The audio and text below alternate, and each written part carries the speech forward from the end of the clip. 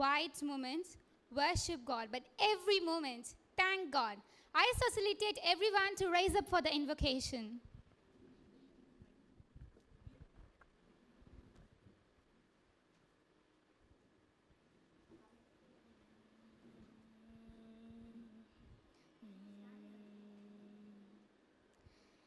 मैत्रीं भजत अखिलहृजेत्रीं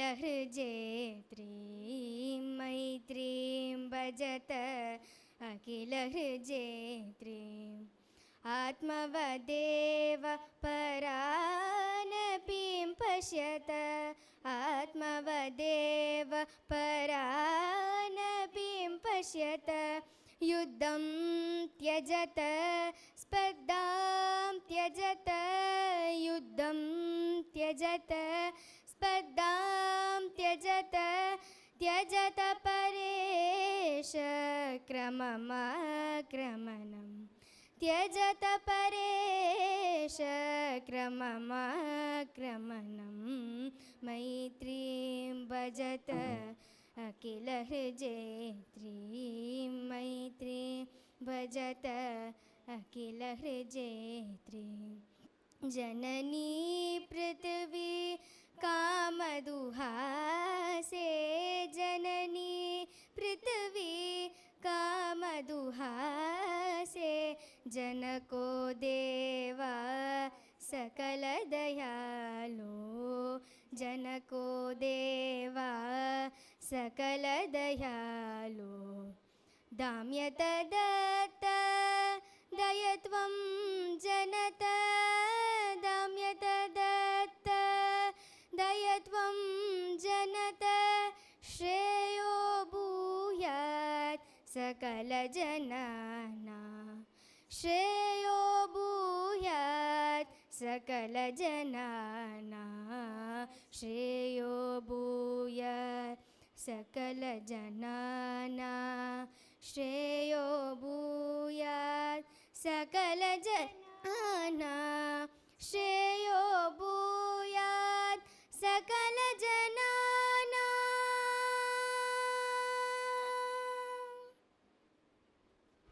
Kindly be seated.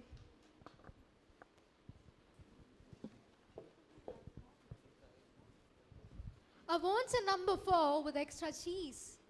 Excuse me, an event is going on. Be silent. I want a number 4 with extra cheese. Holy cheese, I remember.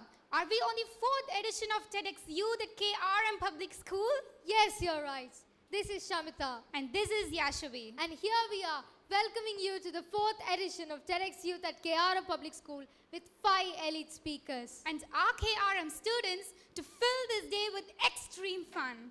How do you take a cup of coffee, Shamita? Very, very seriously. Well, if you sit down to enjoy a hot cup of coffee, your boss will definitely ask you to come and do some work, which will last until the coffee becomes cold. But here you are, over here just to enjoy our speakers as a hot cup of coffee. No work, no tension, just function. In your workplace, many of you might think of using your phone. I keep pressing the home button, but when I look around, I'm still at work. But now, if you look at your phone, you don't need to press that home button especially, because here we are with our grand 5 speakers to enrich you guys. So kindly switch off your phone. When one door closes, life would definitely open another stage for you. And over this hall, those doors would be closed and the stage which we are standing right now would be open for you. Kindly use the middle door.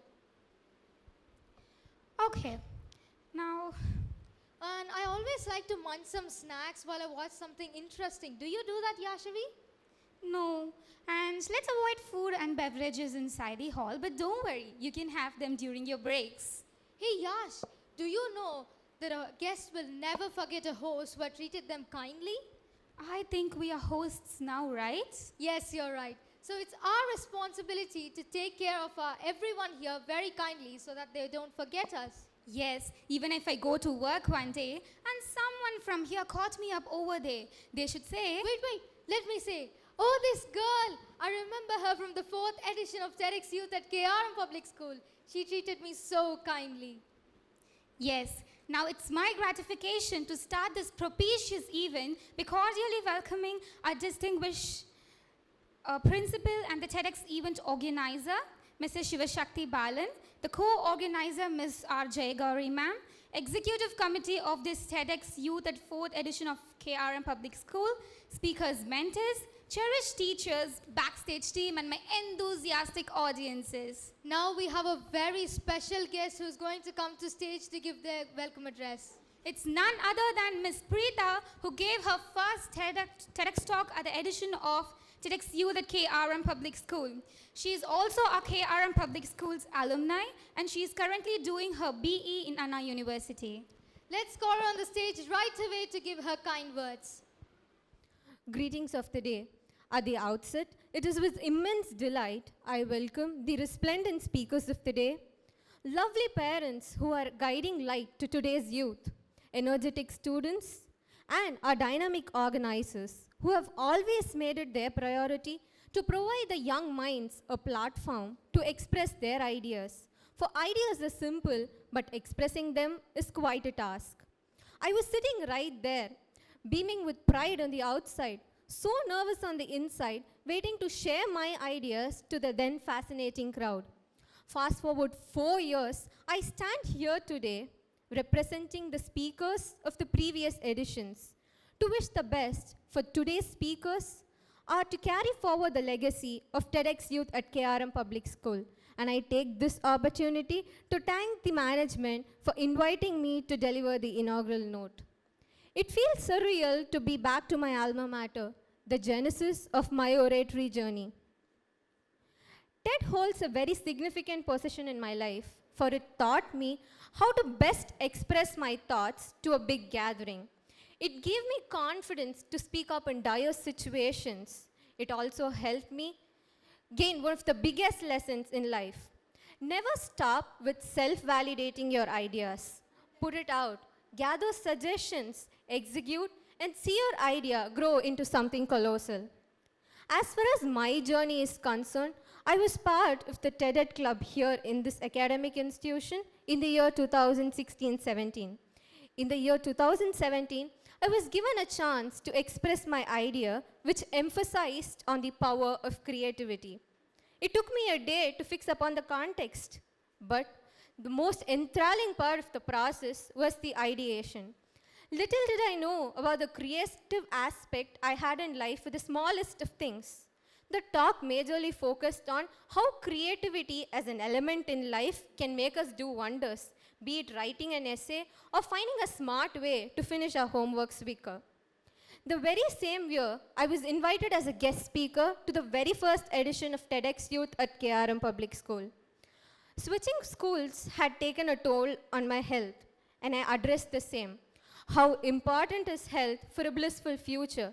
For we are nothing without a thriving soul in our body.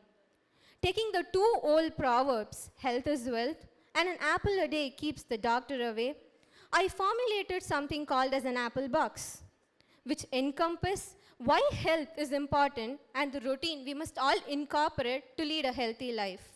Being twice on this stage has had a remarkable influence in the decisions I took thereon.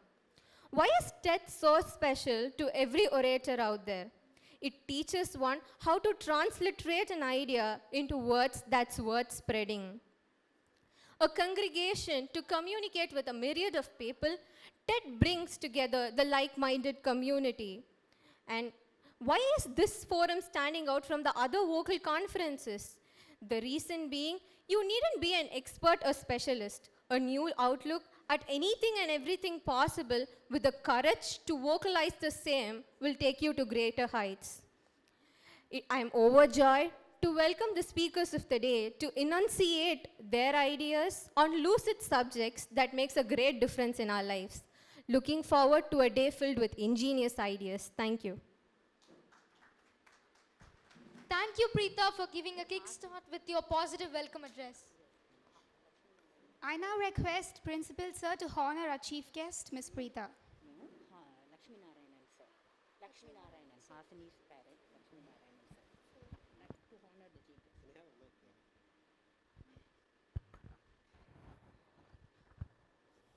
So welcome Preeta, our alumni. Now she's doing an engineering in Anna University.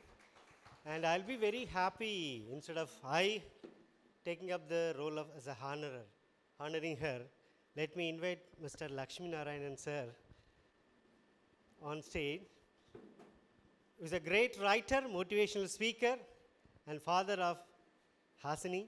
He is playing multiple roles. He is very much supportive to our school. Please, sir, welcome, sir. Welcome.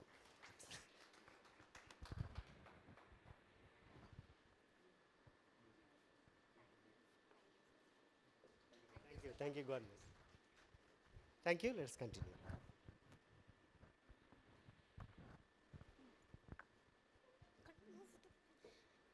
No photography or videos allowed inside the hall. And the photos and the videos will be posted on KRM Public School's Facebook page and also from TEDx organization in California. I could see a lot of new faces this year, and it is important that we tell you what TEDx is all about. TEDx is all about ideas worth sharing. And so here is a short video about what TEDx is.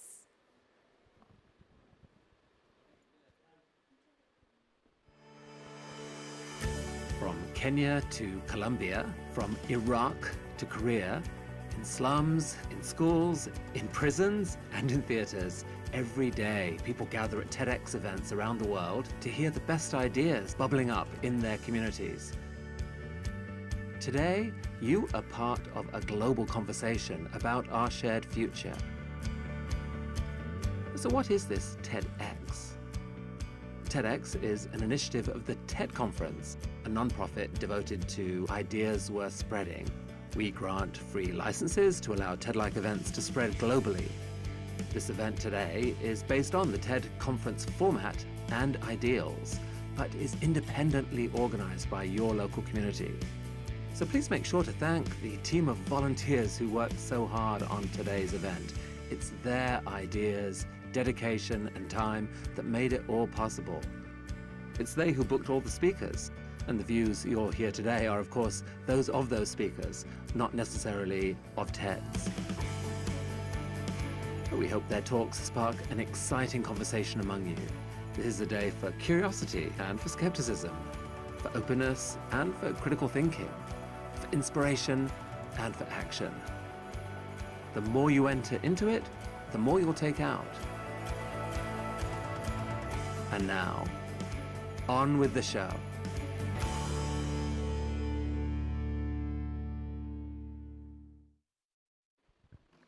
How many of you have found your talents or your ambitions? If you haven't, then worry not, because our first speaker is Yarani from KRM Public School. Curiosity is the spark behind every spark of some great idea or great inventions. Yarani is curious about exploring some new challenges and ideas. Hey Yash, do you want to know the biggest challenge I face every day? What is it? Since there is a tree outside my home, there are some lizards. And my biggest challenge every day is to pass the lizard without it falling on my head or coming close to me. That's a very big challenge indeed. It is important that we have to explore our challenges, as it definitely helps us in the long run. In the next minutes, you will learn the art of exploring, and that will help you with your life. So ladies and gentlemen and boys and girls, let's welcome our fantastic first speaker, Yarani, on the stage. Rock it, Yarani. Life is all about accepting the challenges along the way. It's all about moving forward and savoring the journey. Now, I think listening to my talk may be like holding your horses for a walk, right? I may be right or may not be. Greetings to everyone gathered here. This is T. Arni, a 9th grader from KRM Public School, Chennai, India, here to present a TED talk on Reflect to Perfect. We all like to go to school, right, if I am not wrong. When we go to class and sit, and the first period is mathematics. When the teacher enters out of the blue and says, I am going to call some numbers, and that student should answer, what would be the response? If suddenly somebody is asked to talk on some topic, what would be our situation? These are all simple challenges, right? Yes, I agree because I too have experienced that. Dr. APJ Abdul Kalam once said, to become unique, the challenge is to fight the hardest battle which no one can imagine until you reach your destination. We face obstacles and we overcome them when we explore new things. Exploration gives us the sense that everything is possible. It leads to knowledge, understanding, and the courage to face challenges. We explore and learn something new every day. Like when we get a new gadget, it will be new to us. And our parents will also start advising us to be careful with it. But at a point, when we start exploring the applications in that gadget and when we start using the apps, it will become a friendly one for us. And on the other side, our parents will start struggling to separate their children from those gadgets, right? It happens in my house too. So like that, can we explore our future? The answer may be yes or no. My answer is yes. We can explore our future. We are surrounded by people who ask us about our ambition as if they are going to decide our future. When our elders ask us about our ambition, what do I want to be? We will start questioning ourselves what our talent is. This situation will become the real challenge in our life. I faced these kinds of circumstances every year. When I was in my 4th grade, my teacher asked me what my ambition was and I told doctor. By stages, it changed in many ways like astronaut, engineer, scientist and so on, as if every time there will be an updation in technologies, right? The same way I used to update my ambition too. I had a confusion, but still wanted to find my identity and talent to discover my ambition. Yes, and started to explore them. Dear all, for all of us, we have to learn and achieve something to go to the next stage, like for a baby, crawling, for a kid to utter the first word, for a student to enrich their speaking skills and ideas. Every stage is a milestone. Yes, I too was not exceptional. One such which I faced was my first presentation in my 5th grade. Just think, you are asked to do something which you don't know how to do. What would be our state?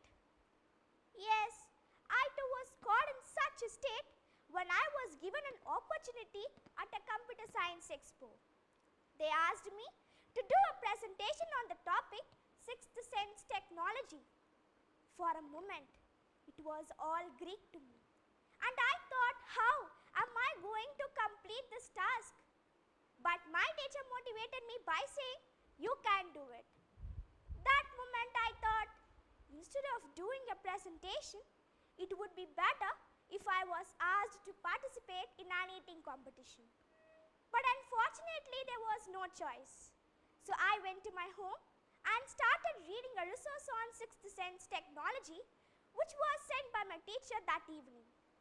Oh no, it was like noodles. No start and no end. I cried to my father that evening when he returned home. He suggested me to read few books related to my topic. Do you all know one thing?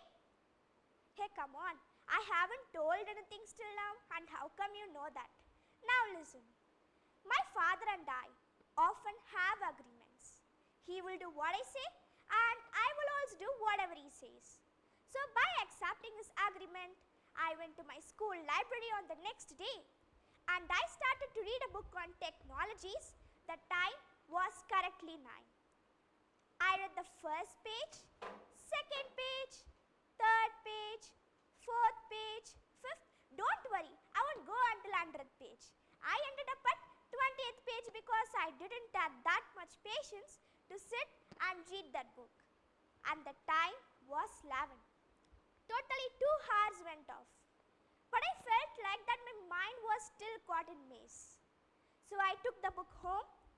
I ate with the book, slept with the book, walked with the book. For what?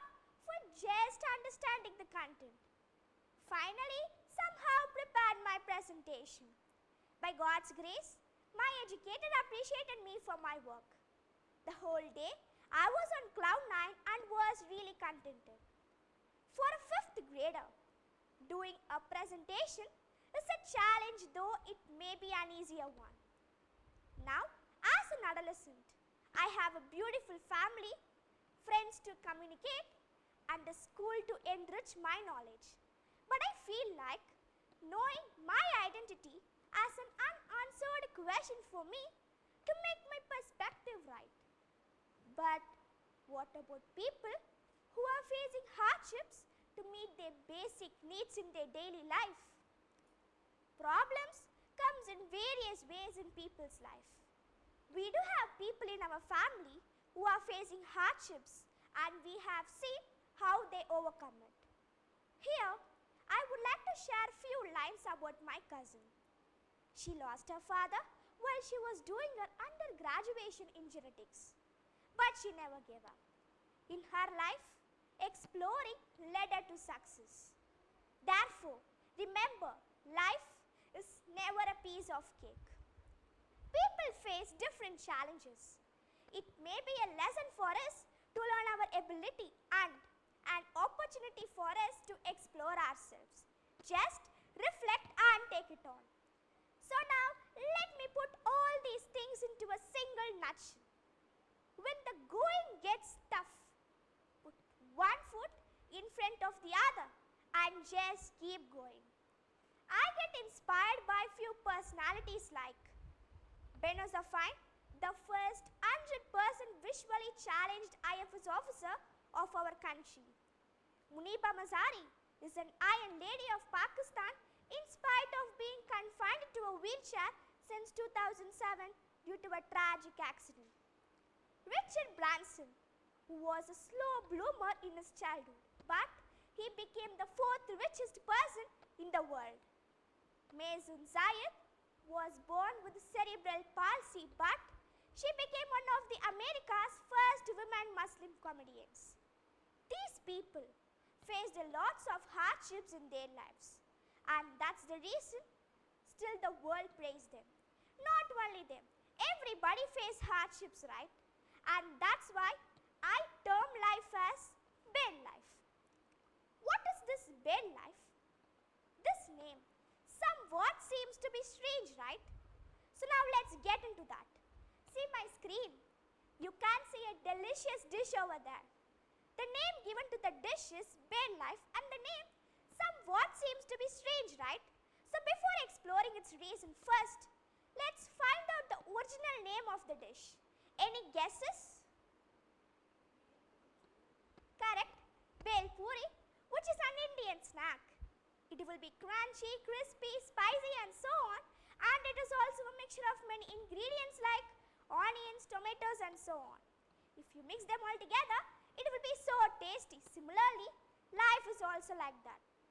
Bel puri is a mixture of many ingredients, whereas life is a mixture of many emotions and feelings. Taste it all together with courage. You will be happy. So now, put your life in that bel puri. It will become Ben life. So now let's come back. After seeing these personalities, I had a question in me. Do ambition keep changing for all? For this, I did a survey and I sent it to a group of people. In that, 57% of people said, yes, it did change for them. The remaining said their ambition was constant. For another question, I asked, is talent important to find our ambition? More than 70% agreed talent is important. So by this, it was proved that ambition keeps changing for all, and finding our talents plays an extensive role to discover our ambition is a correct one. Let me share few facts with you all, which all of you would agree. For a tiger, it is a challenge to be more ferocious, and then only we will all consider it as a tiger, right? A tree becomes worth when it lives long. A forest becomes worth when it is protected. An individual becomes worth when he achieves right. When I talk about these, I couldn't resist sharing this story with you all, which all of you would have faced too. One day, my mother gave me a sweet box filled with laddus as snacks for me to my school. I thought, if I take these laddus, only one laddu will remain for me to eat. So smartly, I just kept those laddus in a secret place at my home. So, the whole day at my school, I was eagerly waiting to eat those laddus. When I returned from school, I was tempted to eat those laddus. So I opened that box and was disappointed because over those laddus, there were many ants. I thought that I should eat, but ants ate. I thought that I am so smart, but ants were so smart. So I learned that life is like where sometimes we might lose too.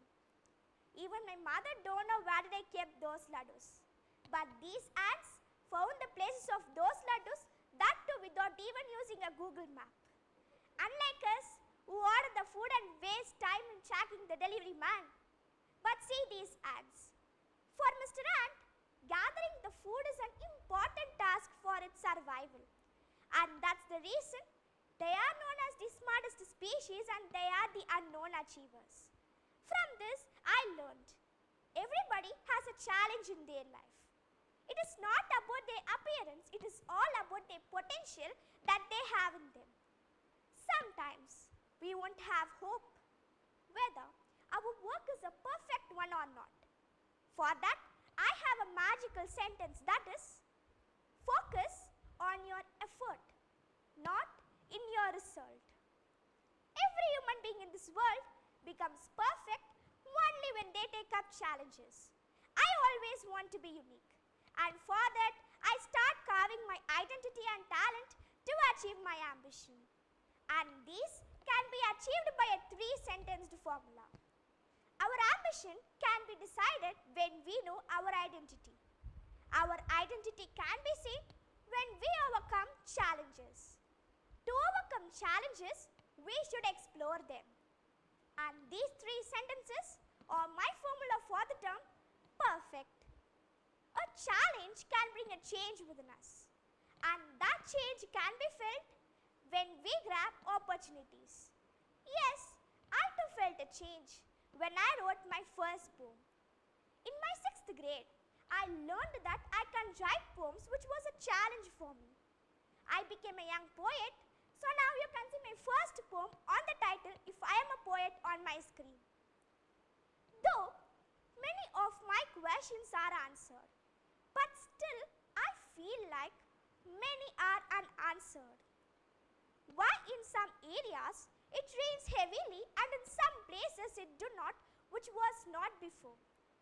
Why did glaciers melted recently? Why have streams and ponds reduced? Why do the groundwater level goes down?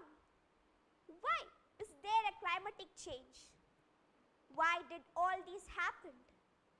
Aren't these challenges we have in common? Was it a sudden change or an emerging change? What might be the reason behind these climatic changes, or what can be a solution which can take a strong action against these climate changes? We people will see the quality of gold, dresses, accessories and so on, but have we ever thought of the quality of air on such a beautiful earth? Isn't this high time for all of us to think? I thought that my future challenge is to contribute something for climate action. So earlier there were beautiful backyards and a well behind each houses. So there was also a common well for a village. But nowadays it has been reduced, right? So how can it be replaced? Having a well and a backyard nowadays is an impossible task. So what can be an alternative to that? Yes, we started developing terrace garden in our houses as a team. Recently, we grew few plants and vegetables and we got few veggies like tomatoes, chilies, so on. When we grow plants and trees, it will balance the level of carbon dioxide in the atmosphere. Adding to this, I with my friends have also planned for vermicomposting, which is a process in which worms are used to convert the organic-like material into a humus-like substance, and which also maintains an ecological balance and is the best supplement of fertilizers. So without no other hesitations, we started collecting the waste fruits and vegetable peels to convert it into a menu. Plastic waste can be recycled, and it can also be replaced with cotton and jute bags.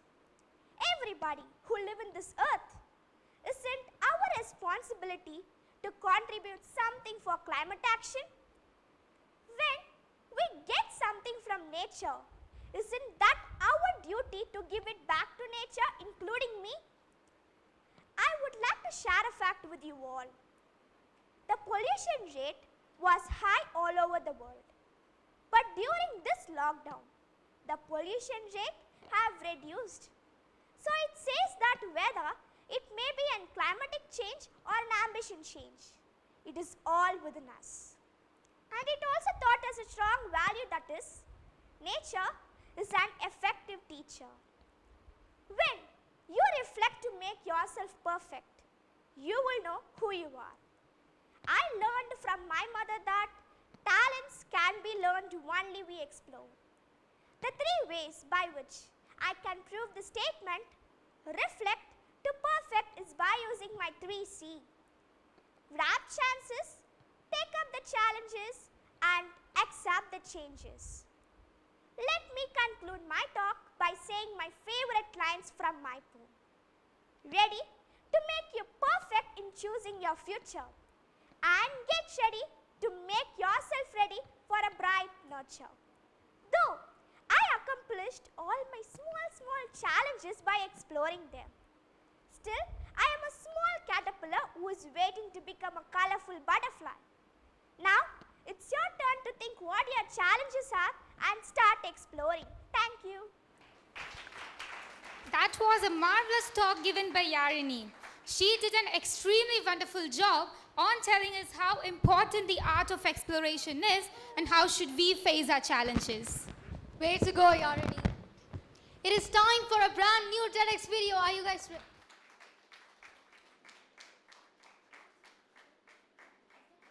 TEDx video, are you guys ready?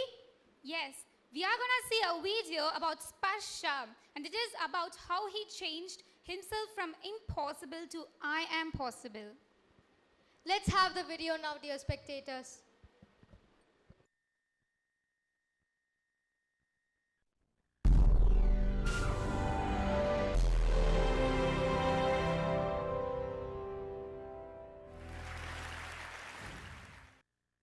Pneumono-ultramicroscopic silicovolcanoconiosis, supercalifragilisticexpialidocious, hippopotamonstrosesquipedaliophobia, pseudo-hyperparathyroidism, floxnasnihilopilification, anti-disestablishmentarianism, ornifrecabilitudinitatibus, electroencephalographically, anti-transubstantiationalist, disproportionableness, incomprehensibilities.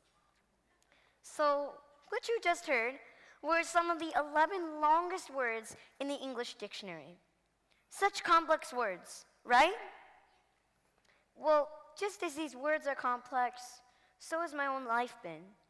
And although seemingly difficult things, such as memorizing long and complex words and numbers, are simple for me, seemingly simple things such as standing and bearing weight are impossible for me. That's because I wasn't like any other newborn baby. I was born with osteogenesis imperfecta, a rare, incurable genetic disorder that causes a person's bones to be extremely fragile. So I guess you can call me Mr. Glass now. During my birth, I had over 35 fractures and was taken immediately to the intensive care unit. And these were the sounds that used to resonate throughout the hospital as I was desperately clinging on to my life. The doctors gave me the very bleak prognosis that I'd only live for a day or two, But due to God's grace and the support of my parents and their never say die attitude, I survived. In fact, thank you. Thank you.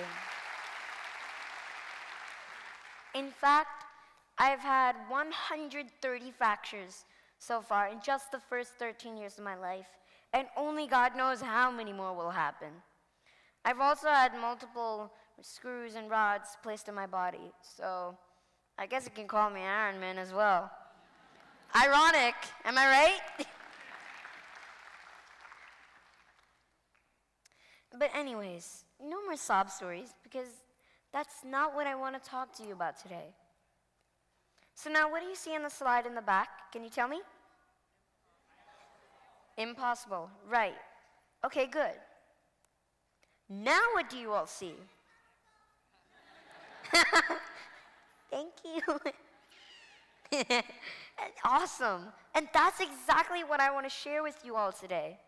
How I turned the word impossible into I'm possible in my life by following 4 simple steps. Step 1, find your passion. Now, despite the fact that I did live a very rough life for the first few years, God opened a new door to it that would become my passion and change my life forever.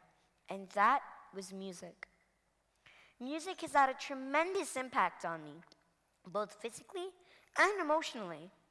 I started singing ever since I could speak. And in fact, I even used to correct my parents when they were singing off key by saying, "Mom, Dad, you're not singing right." At the tender age of 6, my parents enrolled me into Indian classical vocal training. Much later on, I also started taking American vocal lessons, therefore helping to increase my versatility as a singer. But I found my true calling as an artist at the age of 10 when I wrote my first song, "This Love Will Never Fade." Since then, I've written 11 more songs. 2, never hold yourself back. So one day I came across an amazing rap song many of you may have heard of, "Not Afraid," by none other than Eminem, also known as Slim Shady. This song struck my chords and was so inspirational to me that I could not hold myself back. And I decided that I had to go out there and make a cover of it myself. Who knew that the boy with slim chances of survival would go on to sing Slim Shady songs one day? But wait, there's more. I didn't just rap the song like any other person. First of all, I'm not a fan of profanity, so I decided to make my rapper name Pure Rhythm. In other words, I'm clean, no curses, but I'm still all about the rhythm. Thank you. I also added my own touch of Indian classical music to the song, which is part of a new music genre that I want to pioneer called raga rap, or the fusion of seemingly polar opposites, Indian classical music and hip-hop. I know right now, to some of you, the idea may sound completely crazy, but trust me, in the end, the result is beautiful.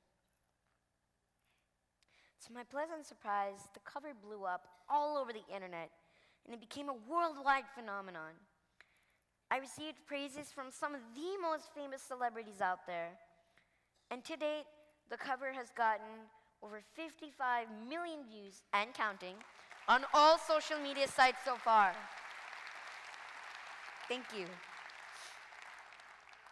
And because I decided that I would not hold myself back and instead decide out to go out and display my musical talent to the world, I was able to achieve these among many other achievements that I've been very blessed to have achieved to this day.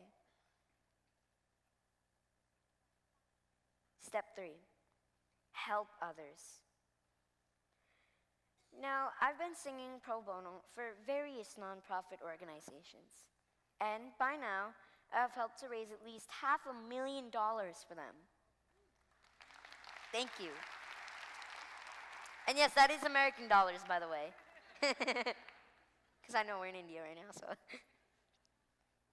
But I believe that the biggest satisfaction for all of us is when we get to help change someone else's life for the better. Doesn't it give us such an immense amount of gratitude? For example, I was once contacted by a family who had a child with brittle bones just like me. He's about to go into surgery and was very nervous. But his parents reached out to me, and we had a FaceTime call which went very well. And on the day of the surgery, his parents sent us this pic with a smiling Xavier going into the surgery without any fear. Thank you. And last but not least, dream big. None of this would have ever happened if I had not dreamt big. But my ultimate goal as a musician is still to one day perform in front of 1 billion. Yes, you heard me right. 1 billion people one day. I want to leave my footprints, or rather, track prints, into the sand of legacy so deep, not even a tsunami can erase it. And I firmly believe that every one of us here should strive for such big goals. I mean, don't you all want to be remembered when you leave this earth? I also have many plans for my life in the future, especially in my musical career. I want to join an online bachelor's degree course in music at the age of 13, come up with many original albums, win a Grammy Award one day, and most importantly, sparsh everyone's hearts all over the world. Thank you.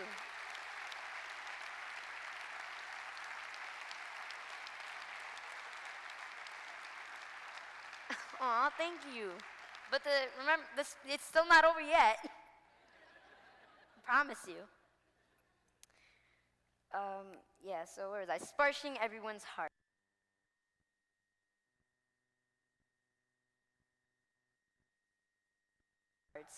Right?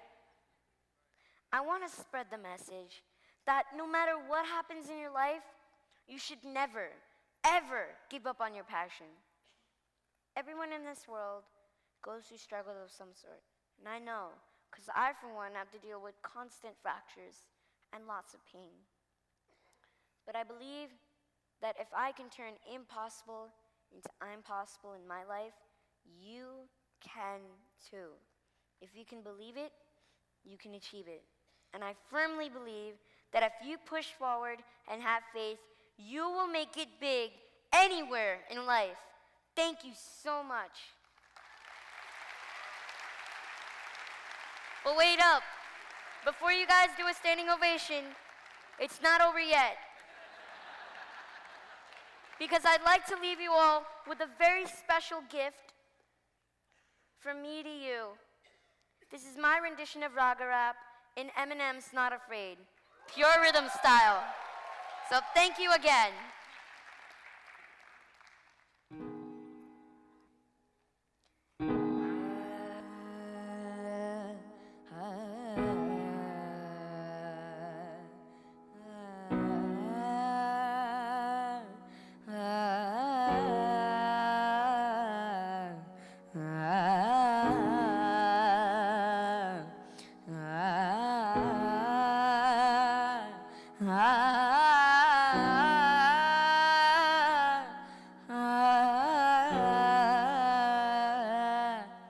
I'm not afraid to take a stand.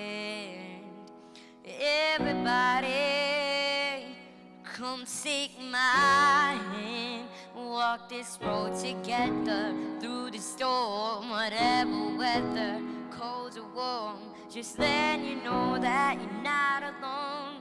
Holla if you feel like you've been down the same road. Yeah, it's been a ride. I guess I had to go to that place to get to this one. Now some of you might still be in that place. If you're trying to get out, smile at me. I'll get you there, promise. You could try and read my lyrics off of this paper before I lay 'em, but you won't take the sting out these words before I say 'em. Cause ain't no way I'ma let you stop me from causing man. When I say I'ma do something, I do it. I don't give a glance what you think. I'm doing this for me. Forget the world, me the beans. It's gassed up, nobody can stop me. I'ma be what I said I to be, without a doubt, undoubtedly. And all the who look down at me, I'm tearing down your balconies. No one's in the bus, don't try to ask me why, how can he? Cause from infinite down to the last relapse time, when we still fretting whether he's on salary, paid hourly, until he finds out and he frees his powers out of him. Whatever comes first, for better or worse, he's married to the game, like a present for Christmas. But it's gift is a curse. Forget the earth, this guy's the earth, to pull himself from the dirt and curse the whole universe. I'm not afraid to take a chance. Everybody, come take my hand. We'll walk this road together through the storm, whatever weather, cold or warm. Just let you know that you're not alone. For all you hip-hop fans, if you know the lyrics, sing along. Ready? Cause I just can't keep living this way. So it's starting today. I'm breaking out of this cage. I'm standing up, I'ma face my demons. I'm standing up, I'ma hold my ground. If that ain't enough, I'm so fed up. Time to put my life back together right now. It was my decision to get clean. I did it for me. Admittedly, I probably did it subliminally for you. So I could go back a brand new me, you helped see me through. And don't even realize what you did. Believe me, you. I've been through the ringer, but they could do little to the peace fingers. I think I got a tear in my eye. I feel like the king of my world. Haters can make like bees, but no stingers and drop dead. No more beef flingers, no more drama from the I want a promise to focus solely on handling my responsibility to the brother. So I solemnly swear to always treat this group like my brother and raise it. You couldn't let the singer sing on it, cause the way I feel, I'm strong enough to go to the gym or the fitness club and go lift 100-pounder up, cause I'm raising the bar. I shoot the moon, the too busy gazing at stars. I feel amazing, I'm not afraid.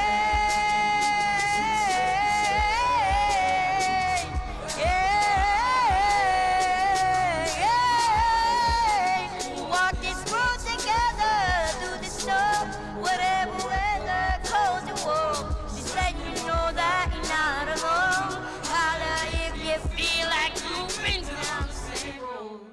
Get rhythm! Thank you so much. Thank you.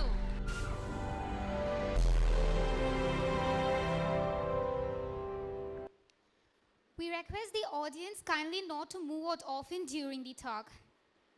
That was indeed a very interesting video. Hey Yash, do you know that our brain cells are made up of gray and white matter, non-neuron cells and nerve cells? Stop. Now, my brain is made up of 3% names, 2% phone numbers, 50% the food I will eat, and now a small correction. Now my brain is full of song lyrics. Don't worry, because here are our KRM Ganalia students to give a feast with their performance. Sam, do you know that the song which they are gonna present is a fusion of 3 languages, English, Tamil and Malayalam? Oh, I wonder how they do that. And did you know that the Tamil song that they are going to sing today is all actually poem by our school music teacher, Subhashri ma'am? Yes, of course.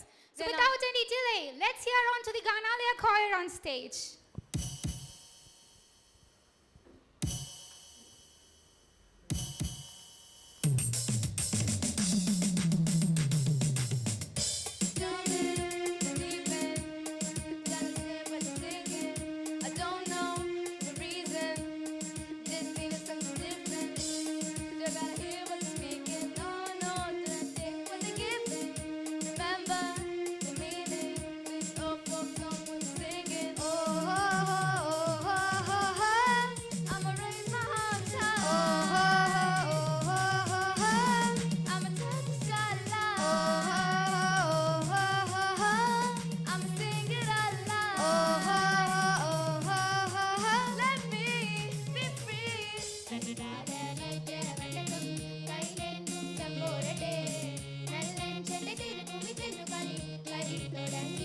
അങ്ങനങ്ങനെ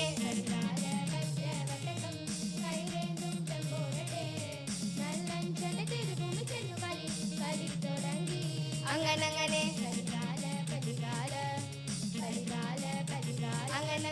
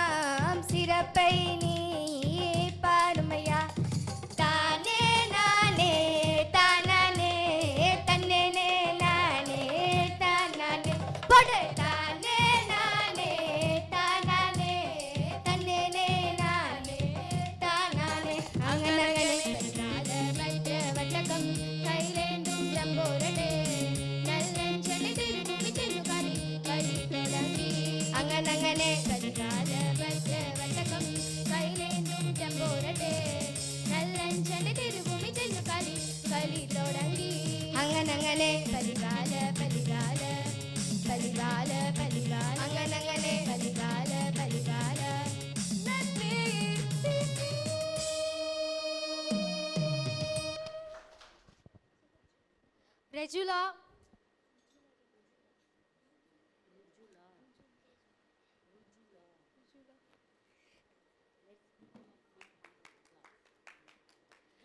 Let's give a round of applause for them.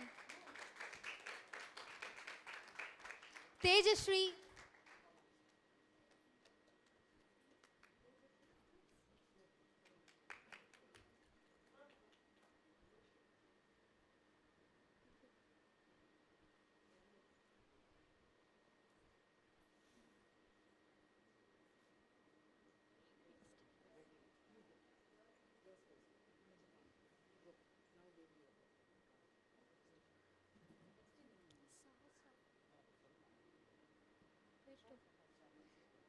Sahasra.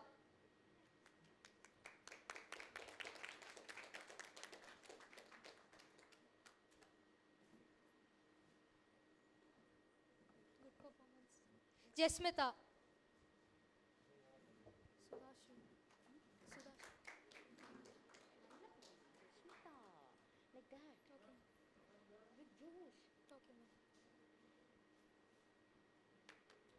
Sudashri.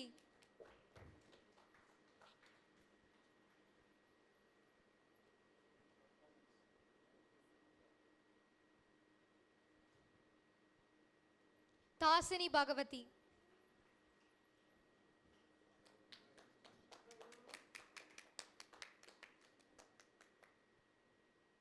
Vanshika.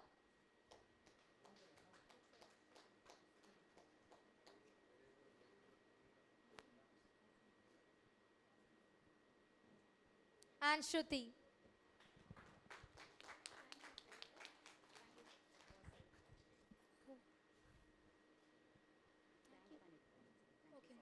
Thank you so much to Yarni's parents for giving the certificates.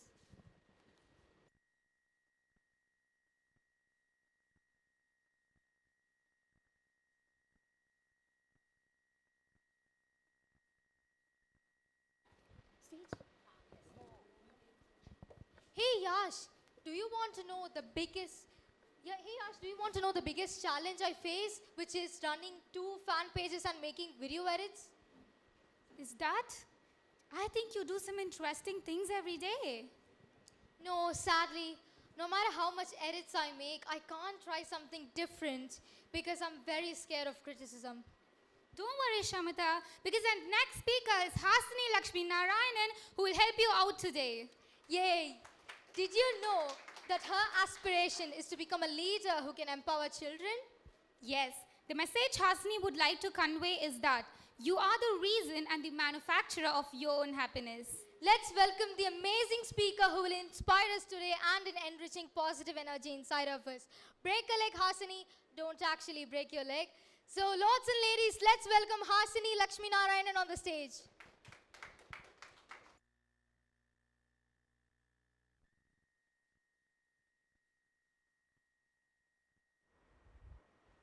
Check, check.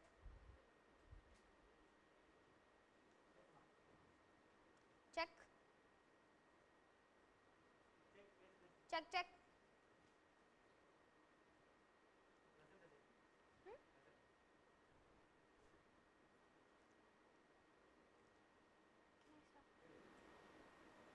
I'm about to ask you all a simple question. 5 frogs sat on a lily pad and one of them decides to jump off from the lily pad into the pond.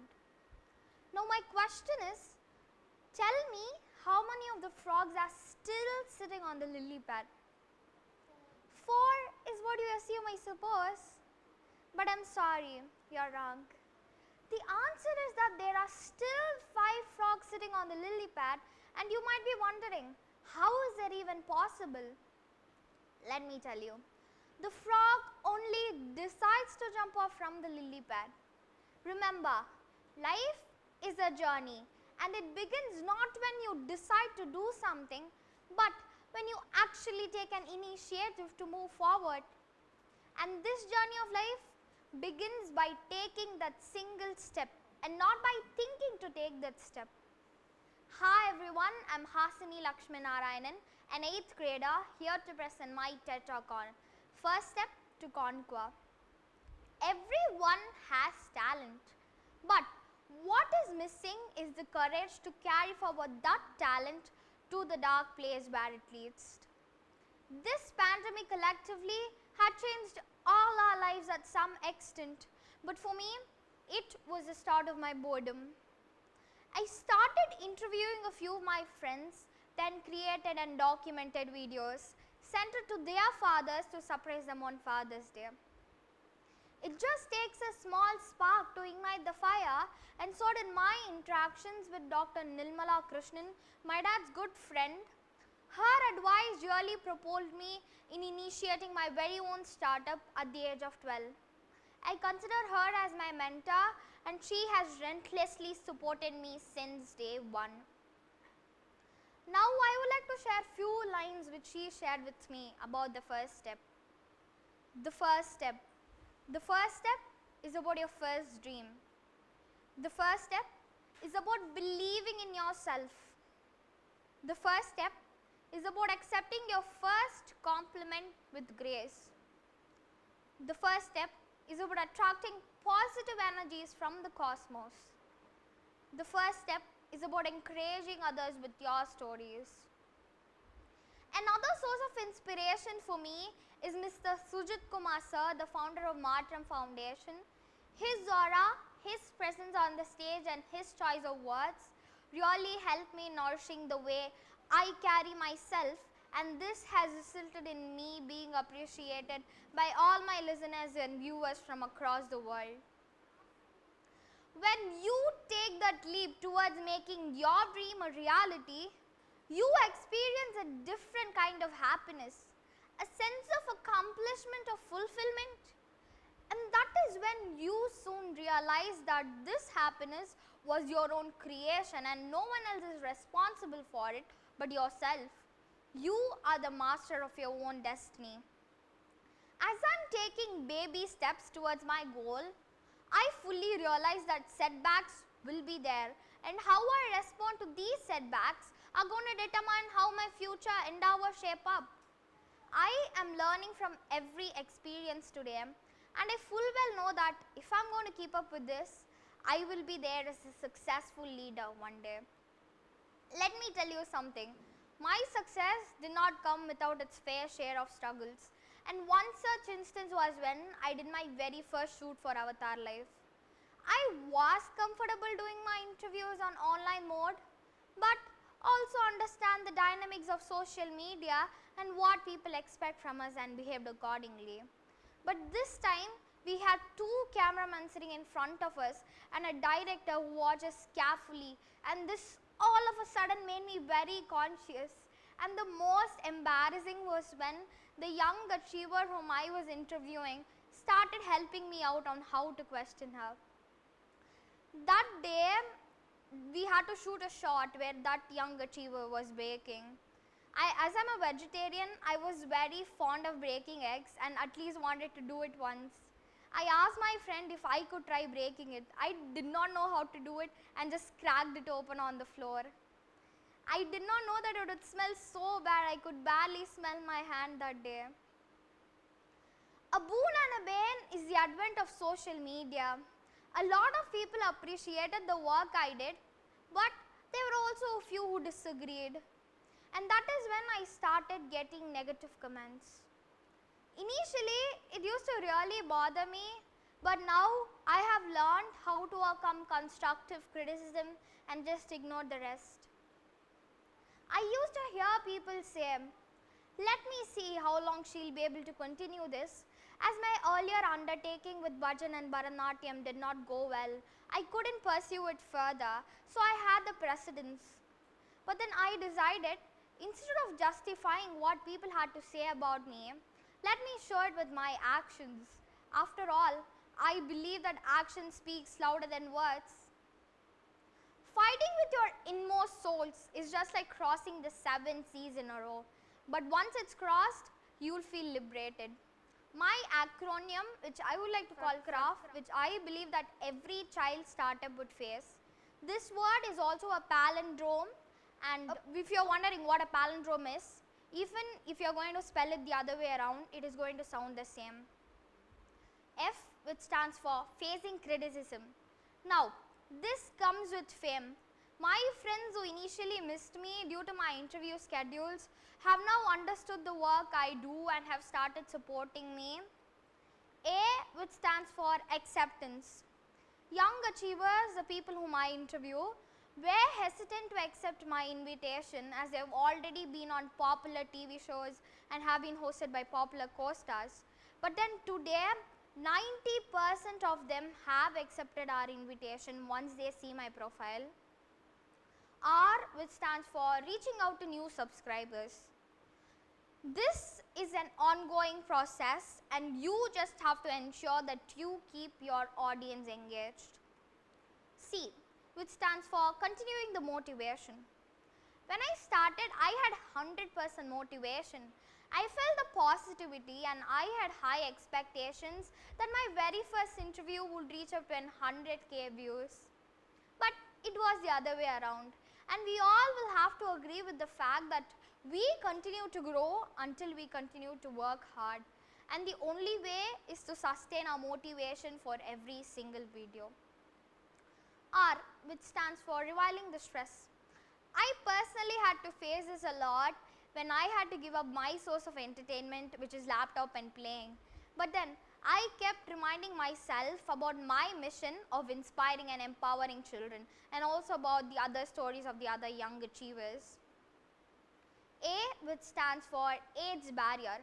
This is one of the most common challenges faced by any child startup, and I had to face this when I had to be a reporter for Brainfeed and Hindu.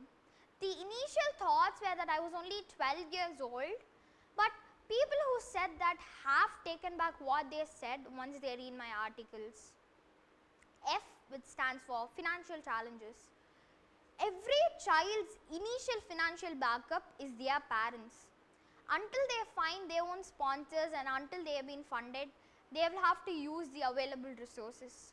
And these are the 7 big challenges which I believe any child startup would face. I have always been a curious child like most children. As children, when we see the world, we see endless possibilities, and my journey from where I was to where I am now today is an interesting one, and all of it started as I was bored. And like other children, I too attended regular schooling, and along with this, I attended a lot of classes which include bhajan, Bharatanatyam, public speaking arts, which I completed much faster than others would do. Little did I have achieved is because I had a set goal, and today I am prepared and have planned my strategies. And at this junction, I would like to share a survey which was done way back in 1956 in Yale University. The researchers surveyed on how many of the children studying in the Yale University had written goals and found out the shocking results that only 3% of them had written goals. 20 years later, they went back to the same people and found out that the 3% of the people who had written goals had accumulated 3 times more wealth than the 97% combined. And during this journey of the first step, I had privilege interacting with some extraordinary children who most were of my age. I were to learn about their struggles, their perseverance, how they never gave up, and one of the most common things in all of them, which were they were the masters of their own destiny. They manufacture their own happiness, and now I would like to share about a few of them. Kritik, who is the founder, CEO of the future of robotics, he himself being only 14 years old, he can train children on robotics. Kaushal Raj, who is the owner of the Milet app. Vinisha Uma Shankar, who is the inventor of the solar ironing cart. Mahendra now is helping her by funding a project.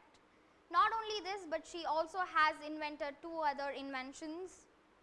Vinusha, who's a young baker, who's also an entrepreneur, who's got funding at the very early age of 10. Yashwant, who is the very first Indian to bag 4 medals in the Culinary Olympics, which was held in Germany in 2020. Advait, who's only 7 years old and young artist who's done exhibitions worldwide, and his paintings are literally sold in lakhs today. Siddharth Pilli, who is the youngest data scientist in Asia, he is being paid at the very early age of 13. He goes for work for 3 days and he goes for school for the other 3 days alternatively. Listening to all of these young achievers, my mind started exploring to the outer world, and the options which I thought previously did not exist started becoming my reality. And now I request you to tell me who this person is on the screen. Yes, that's right. This is Sachin Tendulkar, and Sachin Tendulkar, when he was young, lived at his aunt's house just for a single reason that there was a cricket field nearby his aunt's house. And imagine how clear he was at that very early age of 5 that he wanted to become a cricketer. And as you all may know, his dreams came true when he played for India at the age of 16. Another famous personality on the screen, could you tell me who this is? I'll give you a clue. He was one of the former presidents of America, and his name starts with a Bill. Yes, that's right. This is Bill Clinton. And if you were to read his autobiography, you may probably know that Clinton, when he was young, went to his school principal and once said that he wanted to become the president of America one day. And imagine if you were put into a situation where you were asked to go and tell your teacher that you want to become a president. What would their reaction be? Let me tell you, they may probably laugh at you and ask you, have you done your homework yet, right? The same thing happened to Clinton as well. But the fact of matter is that not once, but for 2 consecutive terms, Bill Clinton was the president of America. Now, this is where you might stop me and say, but these are all extraordinary children, they're genius who had a set goal at a very young age. Now, could you tell me who this is? She is a young YouTuber. Yes, that's indeed me. But this is what I believe. There is a genius in all of us. A genius is 1% inspiration and 99% perspiration. And now I would like to share about a few of my friends who are indeed genius, who are child prodigies. Dr. Prisha, who's only 9 years old, who got an honorary doctorate at the very early age of 9. She is the youngest yoga guru who can train visually challenged children. Marisha Karwa, who is also called as the Princess of Slum. Ananya Raja Raman, who is the global child prodigy of 2020. She had already published 2 books. Now, do only child prodigies excel? I did a survey to find out on how many of the children whom I have interviewed are indeed child prodigies, and found out the shocking results that only 38% of them are indeed child prodigies, and the rest have been recognized and have been identified by their parents and mentors. And also while doing this survey, I found out that all of these children are being supported by their parents. Beyond all this, not just behind my name, Lakshmi Narayan and my father, who had consistently supported me since day 1, and to all those other young achievers whom their parents and mentors have supported them. There are many other child prodigies who are still unidentified. Now, my question to all the parents in here is that, do you spend valuable time finding out what your child's interest is? Or did you impose your interest to your child's life? Have you ever taken an initiative to find out what your child's calling is? I strongly believe in what our former President Dr. APJ Abdul Kalam said. You have to dream before your dreams can come true. A dream is not something which you see while you're sleeping. It is something which does not let you sleep. Ask yourself what makes you happy. Write it down in a book and do this for at least 2 months. And at the end of 2 months, go through the book and see what you have repeated the most. And that is what most likely you are passionate about. Go talk to your family, your well-wishers, and tell them that this is what you want to do and take that leap towards making your dream a reality. 10 months back, if someone had asked me this question, would you be able to do all of this? I would have definitely said no, but here I am standing out as the founder of the First Step, my very own startup, and also as a reporter of Brainfeed High magazine and Hindu School edition. Today, I make sure that I write one article every week and have published over 12 articles so far. Also VJ for Avatar Live and Our Glitz. Every child is born with a quality of geniusness. Unfortunately, only a few understand this, and that is why I chose this platform to convey my message for the need for the first step to both the parents and the children. I would again like to repeat the mantra of the first step. The first step. The first step is about your first dream. The first step is about believing in yourself. The first step is about accepting your first compliment with grace. The first step is about attracting positive energies from the cosmos. The first step is about encouraging others with your stories.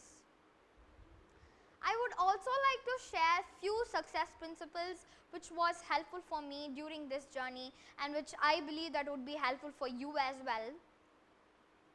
There are no failures, only feedbacks. Once you have a target, do whatever it takes till the time is legal, moral, ethical. Choices have consequences. Past is not equal to future. For things to change, I must change first. Remember, the first step matters, either on the moon or on the earth. Taking that leap towards making your dream a reality, towards your path of happiness is important. I have conquered it and you are only responsible for your success. And this journey of mine would not stop until I reach to the stars which shine up, showing up light to many other young children of me. Thanking for the opportunity. This is Hasini Lakshminarayanan signing out, founder of the First Step. Thank you.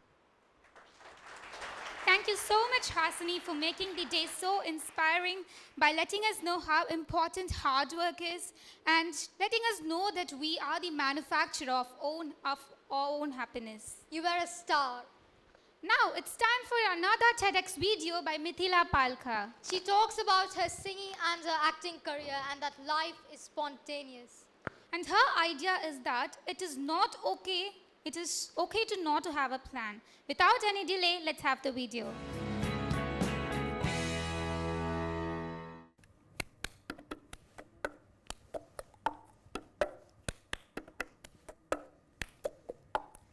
ही चाल तुरु तुरु उडती case Bhuru Bhuru डाव्या डोळ्यावर but ढळली जशी मावळत्या उन्हात केवळ्याच्या बनात नागिण सळसळली इथं कुणी आसपासना डोळ्याच्या कोणात हासना तू जरा माझ्याशी बोलना ओठाची मोहर खोलना तू लग बग जाता मग वळून पाहता वाट पावलात अडखळली जशी मावळत्या उन्हात केवड्याच्या बनात नागिण सळसळली ही चाल तुरु तुरु उडती केस भुरू भुरू डाव्या डोळ्यावर बट ढळली जशी मावळत्या उन्हात केवड्याच्या बनात Naagin सळसळली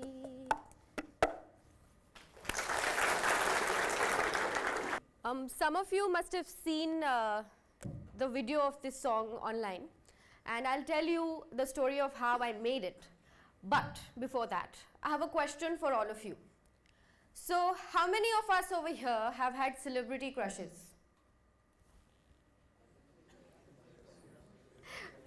See, almost all of us, right? And I'm sure some of us must have done something crazy to reach out to these crushes. This friend of mine one day decided to pack his bags and leave his home in Baroda and come to Mumbai to meet the love of his life, Amisha Patel. Well, Okay, so he decided to do that, and he knew that he wanted to meet her in a different capacity, not as a fan, because pride. And the easiest way to get in touch with her was to get into showbiz, and he did. Eventually, over the years, he realized that this was actually something that he liked doing, and he stuck to it. It's been 10 years now since he started acting, and Amisha Patel now is history in his life. So, you know, like they say, life happens to you when you're busy planning other things. This is a classic example of that. Things don't always work according to plan. So let me tell you something. It's okay to not have one. I did not have a plan. I had a passion, which I decided to pursue, and eventually everything fell into place. You know, when I was 5, my family used to encourage me to sing and dance in front of guests at family gatherings. And I used to be shy at first, maybe even awkward, but I gave in to their requests. I realized that I was enjoying being the entertainer. But this is the same family that conditioned me to believe that the mantra to live a successful, ideal life is you grow up, you graduate, and you find a decent job. This typical middle-class Marathi family of mine, as expected, was not very thrilled about my acting aspirations. And actually, back then, maybe even I wasn't very convinced about it, because I didn't have a role model to point out to and say, hey, if she can do it, I can too. Plus, I was comfortable with having a plan. You grow up, you graduate, and you find a decent job, remember? So, while pursuing mass media in my graduate school, I happened to volunteer at a theatre company and got to be a part of a youth theatre festival which I helped organize. I was happy because I got to be around the theatre world, and my family was happy because I was doing event management, which was real work. When I started working on this festival, that festival turned out to be a turning point in my life, because when I witnessed actors perform on stage, I realized that that's where I want to be. I realized I wanted to be the storyteller. I wanted to be the story, and I knew that if I did not pursue it, I was going to be extremely restless and unhappy. So I gave in to my gut, and I decided to convince my family. But it took some courage and a lot of cajoling for my family to finally give in. Hesitantly so, but they gave in. I thought it was not that bad a beginning. I had a bumpy start because I knew I wanted to be an actor, and that was that. I wasn't sure if I wanted to do films or if I wanted to be part of television commercials or daily soaps, or if I wanted to stick to theatre. So I decided that I'll figure it out as I go along, and I tried to do all the right things. Like, I started looking for work, I started auditioning, made sure I was on the radar. You know, as Mumbaikars, we are trained to face rejection every single day, thanks to rickshawalas. Because no matter where you want to go, you will have to go through at least 3 rejections before some kind soul comes along. Little did I know that these rickshawalas were preparing me for the rejections I will be facing in my life ahead. See, the thing with auditions is that no matter how good or bad you were at it, regardless of your performance, you should know that if an audition has to translate into an offer, that is not in your control. What is in your control is to give your best. And let me tell you, not a lot of those auditions actually translated into offers, but they turned out to be some fantastic learning experiences for me. It was not just for my skills, it was because I also learned to build resilience. So I'm sure this is something that we all have experienced. Failure makes it very easy to give up. And if failure strikes multiple times, it becomes even easier. But I realized that I shouldn't give up, and I kept at it, and I'm glad that I did. Because like with the rickshawalas, you never know who will actually give in to your plea of taking you to your destination. But just because 6 of them said no to you in a row, doesn't mean you'll give up on going home, right? You will have to find an alternative. You will have to hustle. Nothing's going to come easy. Not having a plan actually turned out to be quite useful for me, because when I was in the middle of trying to figure out what to do, I chanced upon the internet. When I started with the internet, which was about a year and a half ago, we'd all been used to watching comedy sketches online. But the concept of web series or web shows was pretty novel. Not a lot of people had given into it yet. I thought it was a pretty interesting idea, and I thought I'll make most of this opportunity. Over a period of time, I had built my network of friends and mentors who've been and still continue to be my biggest support system. So they backed me up on this decision, and I decided to take the plunge. When I started my web journey with my first web show, which was a news satire comedy show on a YouTube channel I still continue to work with, I realized the power of the internet. Because the show got a boost from all over the world, from different parts of the world, people started writing to us. That cup song, that happened on a whim too. I was just chilling one fine afternoon at home, and I was playing the cups and singing different songs on it, and I decided to make a video. So I called my friend and said, can you come over? I need somebody to hold the camera. She got her phone camera, and I'm sitting at my house, and we've recorded this, and I uploaded this video with the tring-tring of the bicycle in the background. If you listen to it keenly, I don't know what all other noises you'll be able to hear. But I put that video up anyway, and the attention that it got was unexpected. This something that I did without too much planning, just for fun, turned out to be a game changer for me. It opened so many more avenues for me, gave me so many new opportunities, that it makes me wonder what it would have been like had I spent time to think and plan how to make a perfect video.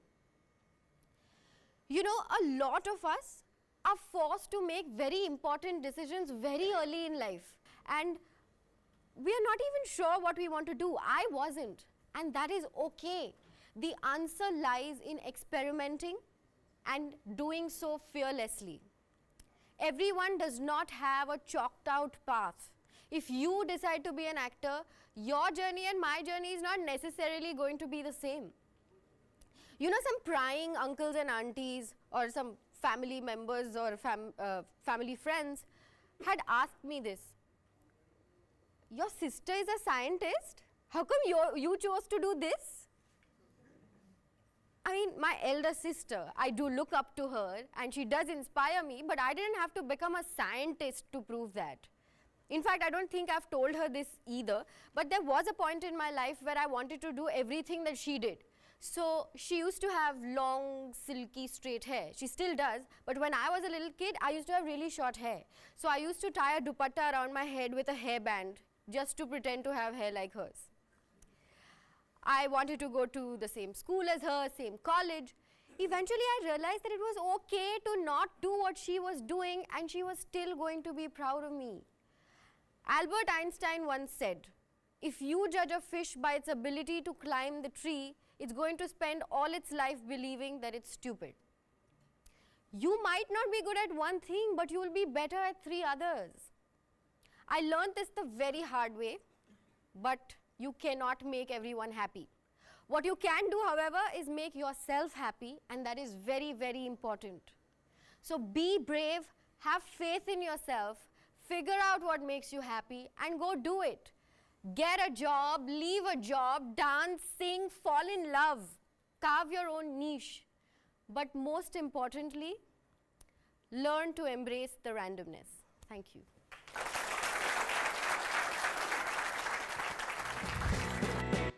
The video was so great, I loved it. So Yash, tell me your daily routine. Well, that's a hard question, but though I will try to answer it. So after my bedtime, I would refresh myself, and typically I would have a breakfast, have a snack, have a lunch, have a snack, and have a dinner, and possibly I would also have a snack over there. And also in between, I also enjoy some long romantic walks towards the fridge, but it's my snack time now. I'm so hungry. Alas, this is my routine too. This routine is familiar. I think many of you guys also have this routine. But don't worry, this is snack time. Yes, so if you move out of this hall, turn right and you would find the JJ block over there. Your snack stalls are sited over there and the signages are present. You can follow that for your convenience. Break, Go we and welcome you back. What are the greatest moments of your life according to you, Yash? Yep, I have many, and some of these are when I tell a lie in the classroom and my best friend notices it and joins with me for that lie. That's the most funniest moment in my life. And the gorgeous one is the not to set an alarm for next day. And how about you, Shamita? I have some too. When my friend calls me after a very long time just to hang out, and a very gorgeous moment of my life is when the radio station plays my favorite song. Music gives a soul to the universe, wings to the mind, flight to the imagination, and life to everything. I believe that to be true. Yes, of course, it's true. Anyways, have you heard of Tritom? No, I've never listened to it, but people say it's very therapeutic. Okay then, since you haven't listened to what Tritom is, here is a Kavish, a master of Tritom.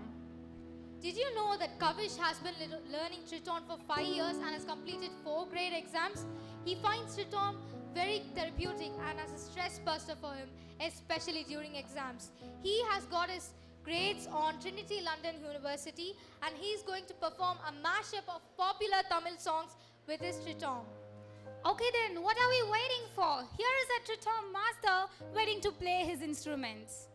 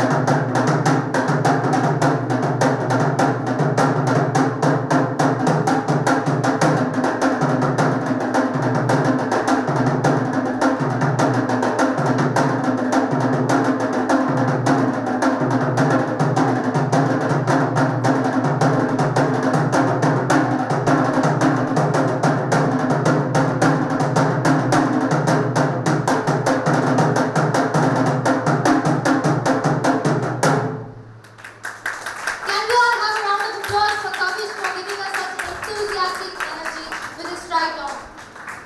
I now request Kritika's parents to give the certificate to Kavish.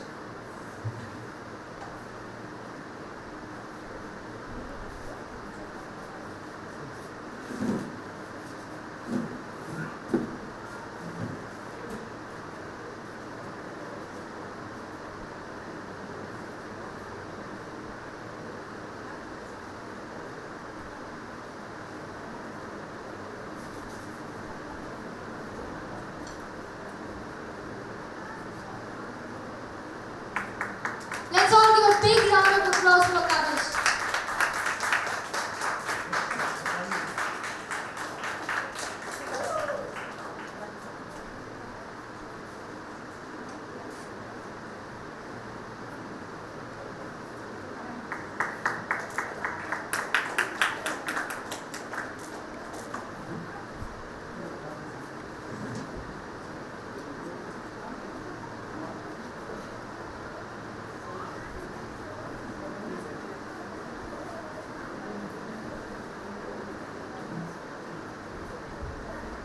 Hey Sam, do you like proverbs? I prefer proverbs from movies than the real life ones.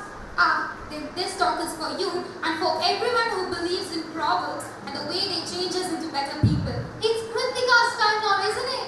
She's a 9th grader from KRM Public School. She's an amateur photographer and a forensic pathologist. I play this game called Criminal Case and it takes so much time for me to get my autopsy for a clue. Maybe I should give it to Kritika. Good idea, Shamita. And she's also our TEDx Club's active member. If you are studying in KRM Public School and if you aren't a part of TEDx Club, it's high time that you join it. I think it's high time we invite her to the stage. Everyone, welcome our marvelous speaker who will leave the stage by giving us loads of inspiration. Kritika, the stage is yours and make the best of it.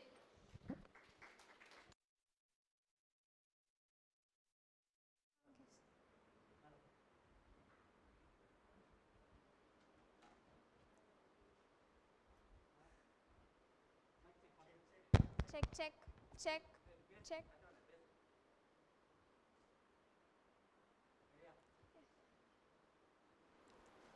I had to compete. I had competitions. I had to be guided. I needed boosters. I needed shoulders.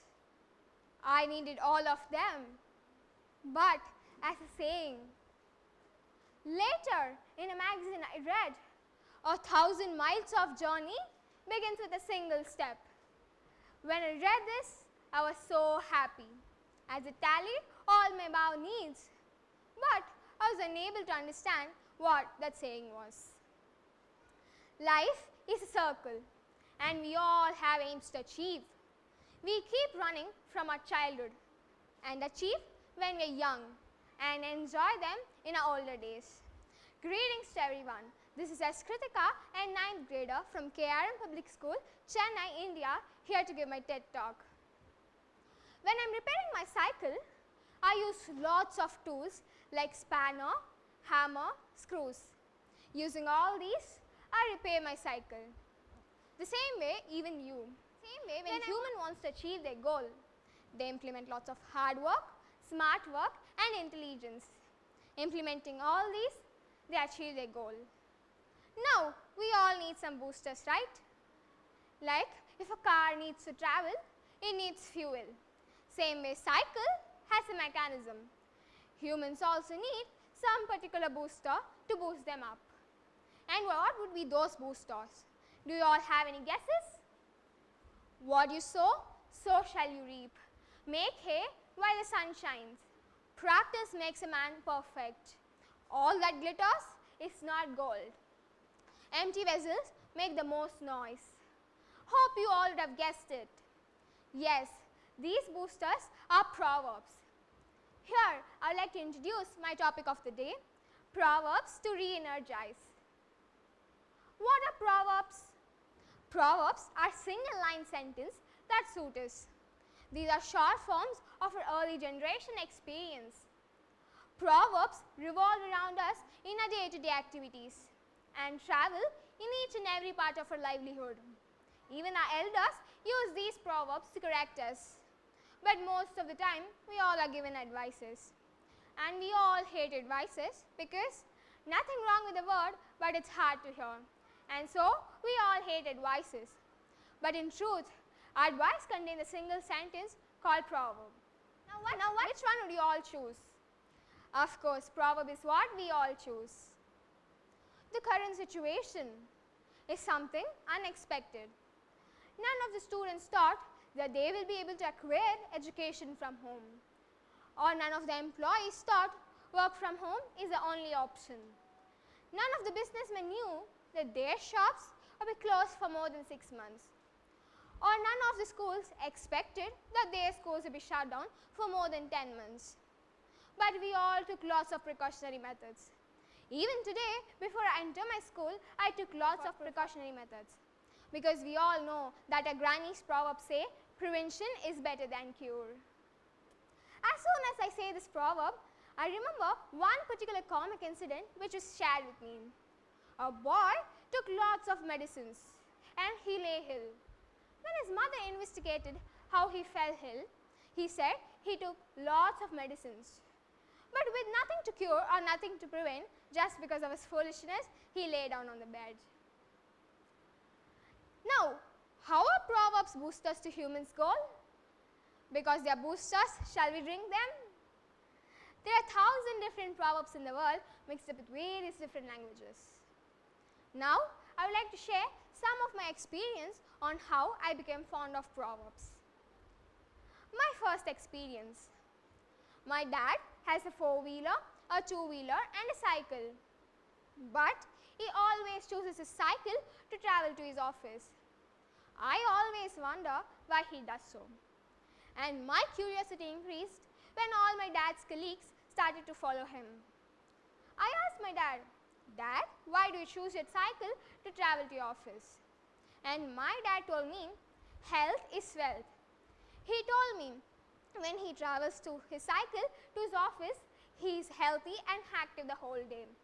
As well, he told me how important cycling is for him to maintain himself fit. Then I understood one thing.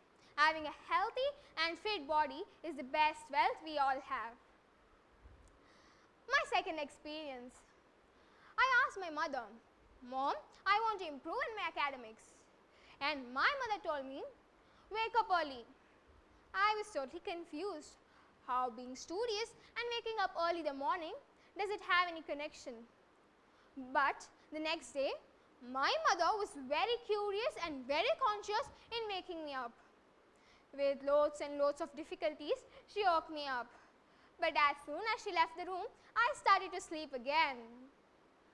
Few days later, I was able to wake up early. But if you give me a book in my hand, one eye would fall on the book or the book would fall on my face. Few weeks later, I was able to wake up early in the morning. But again, I was not able to read books. But something interestingly, I was able to enjoy the early morning nature. The cool breeze, the translucent sun rays made me to turn over my newspaper pages. Gradually, I started to take lots of storybooks during my bedtime. Of course, you would have guessed then I took them for my bedtime storybooks. But of course not. I took them for my early morning studies. Then gradually, it became a habit for me to complete all my academic works early in the morning. Once I complete them, I had abundant time left with me the whole day, due to which I learned a new hobby called crocheting, in which in the upcoming days I'm going to perform a Guinness World Record. My mother observed all the changes occurring in me, and she said me, "Early to bed, early to rise makes a man healthy, wealthy and wise." She said me, "Early morning studies improves your concentration. As well, you do not become studious, you also become skillful." My third experience. My mother worked as a professor and resigned the job to take care of myself and my sister. She cooks the whole day, takes care of us and tries to learn something new and initiative that particular day. And my mother owns 4 gold medals in top universities. When I asked this question to my mother, "Mom, how was this possible?" And my mom told me, aim is time, an own proverb by her. She said me, aim is what we want to achieve, which can be completed through time. When both are compensated equally, we can achieve things. My fourth experience. I know everyone would have experienced the same in this pandemic, sitting all day bored at home with nothing to improve in physical fitness or mental skills. Myself and my friends and neighbor started to play with lots of social distancing and precautionary methods. One fine day, we were playing inside the park and I parked my cycle out of the park. After we finished playing, I realized one thing, I lost my cycle key.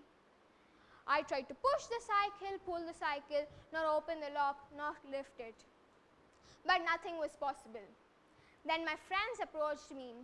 I explained them what had happened. And they, just by lifting, parked the cycle safe in my home. Then I realized one thing. As an individual, I was unable to complete the task. But as a group, with lots of unity, we completed the task. Which made me to remember of one particular proverb which often my grandma says, unity is strength. Yes friends, all these four experiences were even new to me when I experienced. All had learnings and added experience to me. And all gave me new conclusions. Interestingly, they had proverbs in their path. This is what made me fond of proverbs and the same to deliver on the stage. One fine day, my mother started to cook seafoods. And after an harsh to finish cooking, I said my mom, I'm on a seafood diet. My mom said, oh perhaps just now I finished cooking. Then when it was time to lunch, I was the first person to rush to the dining table. My mother astonishingly asked me, you said you are on a seafood diet? I said my mom, of course mom, I'm on a seafood diet. I see and have it. Of course my mom laughed. Yes friends, this is how I often make jokes and crack jokes with others which enlightens life. Now I would like to share some of the points on how can you choose your proverb. My first point, choose proverbs that make sense from your real life experience. When I was 8, I had the interest to learn cycling. As well, I worked hard to learn cycling. But you know how difficult it is to learn cycling in the main road of the city.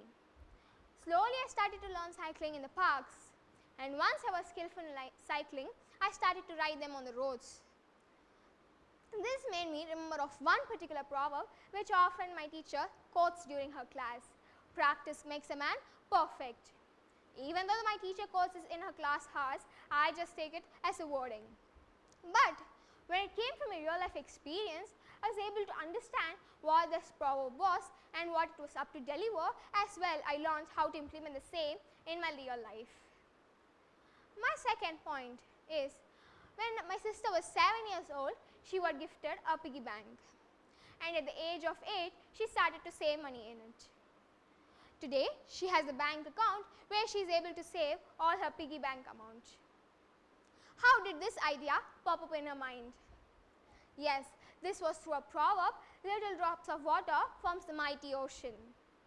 Now, I would like to reveal my second point, which is, proverbs do not change, they relate events.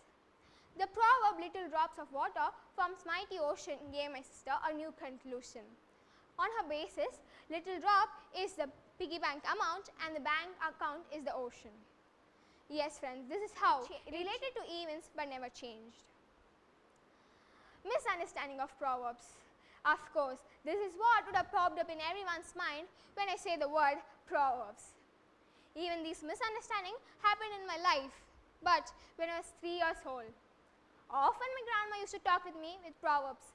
Then just guess how it would not be possible. The first proverb which I misunderstood was, every cloud has a silver lining. I misunderstood the proverb as the proverb itself says. But the funniest part is, I started to search all the newspapers, magazines, search engines and trouble my parents and teachers to know at least one particular cloud has a silver lining. But as you all know, I failed in it because none of the cloud has a silver lining. But the actual meaning of the proverb is, every unpleasant and negative situation has something positive in it. The second proverb is, Even my sister misunderstands proverbs, so I would like to share one of them. An apple a day keeps the doctor away.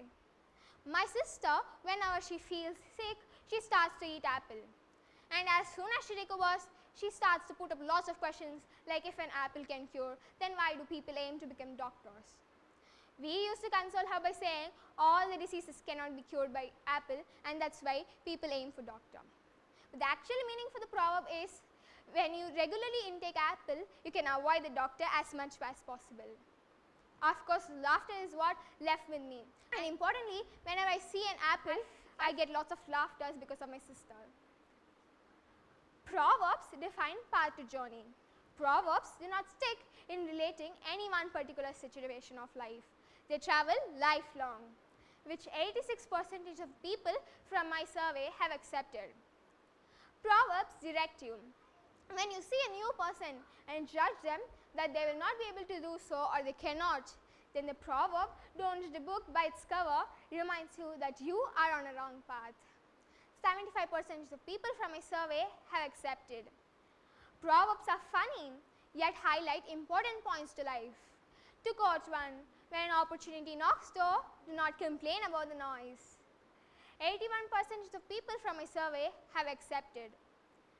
On the whole, friends, Proverbs guide you, direct you, gives you lots of positive vibes, which mostly I have experienced in my life. Proverbs is the simplest form of mature living, not only for self, but of the whole society. I was enjoying and enjoyed. Hope you too. Last, I would conclude my talk by saying my most favorite proverb: opportunity will not knock until you build doors. I had the knowledge, stage gave me the opportunity. Thank you. A very fantastic talk given by our very best Kritika. And the way you talked about the proverbs and how should we understand them was really different. You were amazing. One more TEDx video on the line, fellas. And it is a talk about Cole Blakeway. He teaches us the value of celebrating differences and being unique. He also reminds us that we are all different, and that's awesome. All right then, can we have the video, please?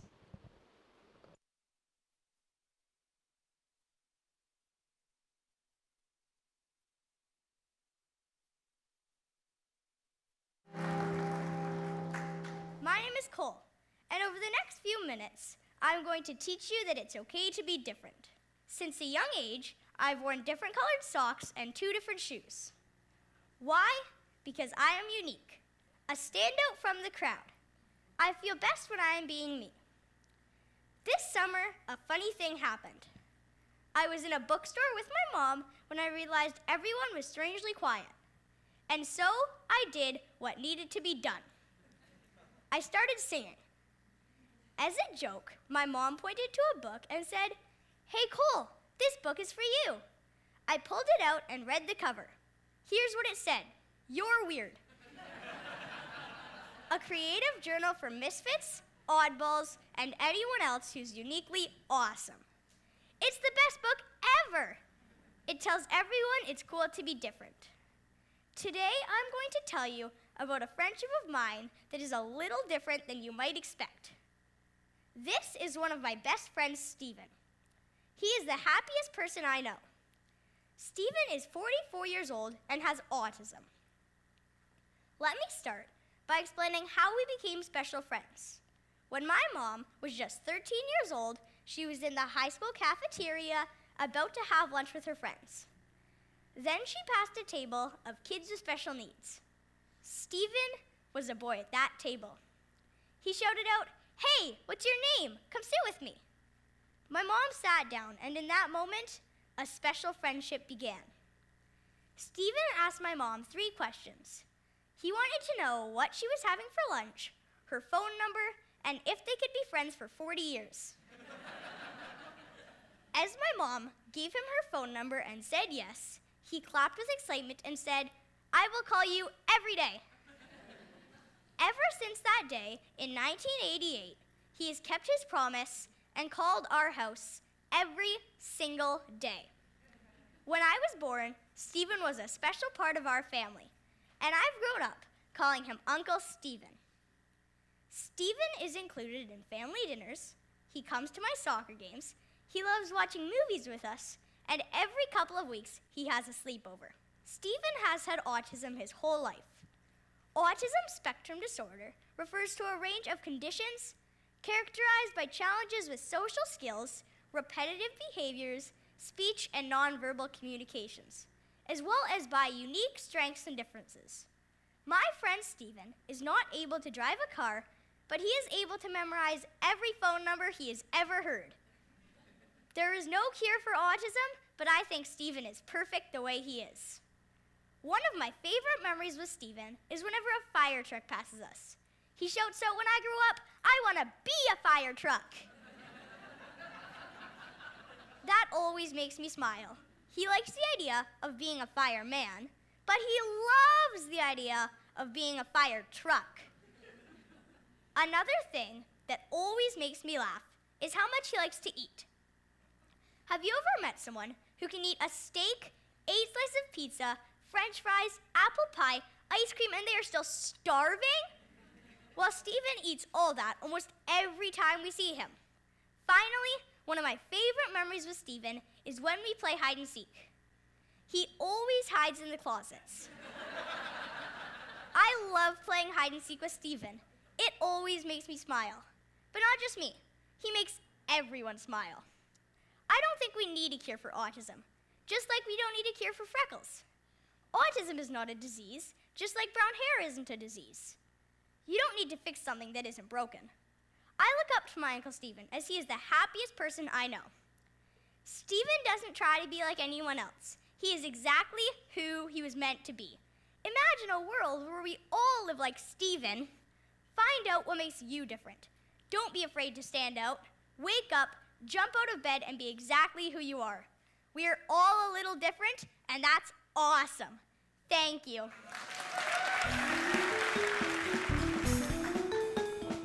A very brilliant and unique video. When I stare at the audience, I see you. When I look at that door, I see you. When I look at that camera, I see you. Alas, would you move aside and see them? If you see them and the next second if you see me, you would definitely see me. Who else would you? Okay. Do you know the art that gets your feet the way faster your partner can step on them? Is it dancing? There are shortcuts to happiness, and dance is one of them according to me. And yes, here is our KRM Natyalia on stage to fill this forum with their expressions.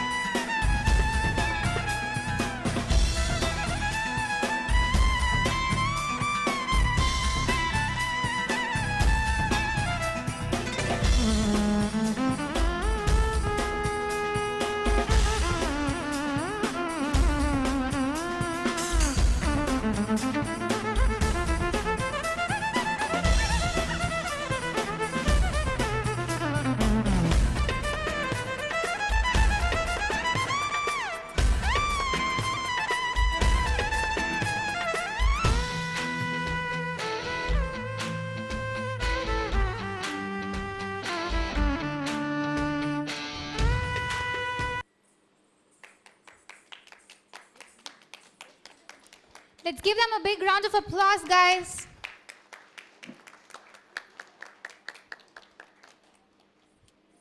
Ragashri.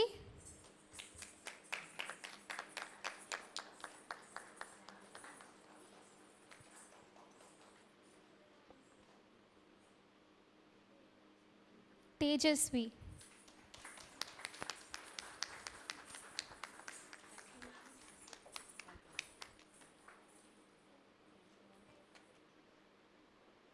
Thank you, ma'am.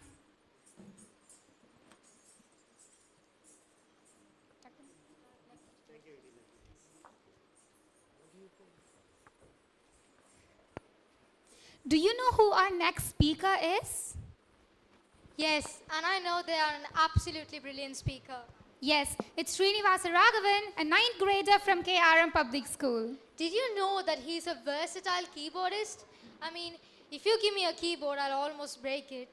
Yes, he is also an active TEDx Club's member and also excels in his orientation skills. The gathering present over here. Without any delay, let's welcome Srinivasa Raghavan, who is going to give his beautiful talk on the stage. When I was a child, I used to cuddle and enjoy it. When I grew up, it helped me in building my ideas. As I started my schooling, that thing helped me in mapping things easily. When I was in a situation to frame my career, that thing guided me, gave me a spark, and helped me frame my career. Last but not the least, that is the thing which is triggering me each and every second to keep me abreast with the latest technological developments. We all believe, right? Playing is our best test busters. In my point of view, I consider them as my mentor. Friends and parents, while you keep guessing, let me introduce myself. Greetings to none all present here. This is Srinivasa Raghavan, a 9th grader from KRM Public School, India, here to talk about that mentor. Yes, toys. How many of you here like playing with toys? I know everybody would be crazy about toys, right? I'm a toy maniac since childhood. Even now, if my mom takes me to a shopping mall, my eyes would search for toy shop. Basically, we all would have grown up along with it. That is why we feel that toys are our first siblings. As we are growing along with it, it has unleashed many of my, rather our creativities when we explore them. I have overcome many things through thick and thin as I have spent more time with my toys. Like how small droplets of water make a mighty ocean, small things bring in big change. Why can't small thing like a toy bring a mighty change in us? Toy world will surely help us to scale up our skills. When I was having discussion with my family members, out of curiosity, I asked my dad what toys he had. He was just saying when pigs play, his dad gets him a toy. But he said his favorite toy, tops. I know most of you would have played with tops, right? When my dad was sharing his childhood photos, he was true. He didn't even have a single toy. Rather, he was sitting like a toy without any smile. But now, my dad gives me a chance to explore the whole toy shop and gets me a toy without any hesitation. Of course, he has no other go, he can't escape. Anyway, toys of today are filled with technology and have attractive features that makes us crazy to learn new things and explore the hidden treasure. When I asked the same question to my mom, She said she could count the number of toys she had. She said toys like tops, cartoon character dolls, Rubik's Cube, shells, marble balls, water guns, kitchen set, squeezing toys, stones, yo-yo, maze games, and even tamarind seeds. Most of the parents over here would have definitely played with stones, tamarind seeds and shells, right? I have heard that most of the traditional games have come back again during the lockdown period as we all had time to spend with our family members. I had nostalgic moments with them. While playing with tamarind seeds and shells, I understood the logic of even and odd, and they improved my concentration skills too. Then I started wondering, we go for the yoga classes, see the meditation exercises to scale up these skills, but see how toys help them. Most of the games, children need to play in groups, so they cultivate a habit of sharing, compromising, winning, losing, teaching each other, and whatnot. All kinds of soft skills which day-to-day life of any industry need, they are taught by themselves. This is the impact of toys in our life. Then I started wondering, we go for the personality development classes, pay them fees to scale up these skills, but see how toys help them. Our ancestors are just incredible. They have created toys right from a child from 3 months old. I know most of you would have noticed a merry-go-round tied to a cradle of a 3 months old baby, right? When I was wondering why do they do that, my grandma said, for a 3 months old baby, they won't have their eyes stable. So to improve their eye stability, we let them see the merry-go-round. And we also ring the rattles, right? We can find whether the children can find the direction of sound. Indirectly, we can come to know whether the child is healthy or not. Nowadays, I have seen most of the parents getting toys to know the brain development of a child. My mom gave me her wooden stacking doll when I was 2. Like, we have to identify the smallest one, put it inside the next size, close it, and repeat the process till everything comes in a single toy. Playing with the wooden stacking doll would improve the motor skills as well as mental ability skills in the child. In contrast to the wooden stacking doll, we now have rings and shape sorter made out of plastic. I have seen my cousin who does it in a wink of an eye. When I was asking my video of doing that, I saw instead of putting rings in the pole, I was just happily throwing in there and was playing a catch and catch game. Toys can be used as anything and they will surely help us to open up our brain. For toddlers, it's not quite easy for them to sort out things unless or until they find what is smallest and what is the biggest. Playing with the stacking dolls would improve the mental ability as well as motor skills of the child. My most preferred toy when I was in the age group 1 and 2 was the pull and push ones. I had a dog tied to a rope and my uncle had a duck tied to a rope. When I was wondering why do we have only duck and dog, I guessed my answer. It will be easy for the child to imitate the sound of a duck quack quack, a dog bow bow, right? Playing with the pulling toys would surely improve the motor skills of the child. In contrast to those pulling toys, we now have new mechanism of pull and push toy, where if we pull and leave the toy, it will go on its own. Playing with the pulling toys would surely improve the motor skills of the child. Toy world begins from cradle and our endless journey in helping our creativity burst in us. Of course, squeezing toy with sound is played by 1-year-old boy to enjoy, whereas the same kind of toy is played by a 40-year-old man to relax. As we grow up, certainly we will not be playing with merry-go-rounds and rattles. We would select toys which would have technical features for us to play with. When I was a toddler, I prefer toys which were colorful and attractive. When I grew up to the age group of 1 and 2, I was puzzled with push and pull toys. Then I changed my choice of toys to vehicle models, track sets, jigsaw puzzles, and I elevated my choice of toys to innovative, educational, and remote control toys. When I was studying play school, every day when I returned from my school, my grandpa would arrange all of my toys in a room. I basically love to handle traffic. So he will arrange all of them in a neat straight line which I would love to play with. I would immediately start playing with it even without eating for hours together.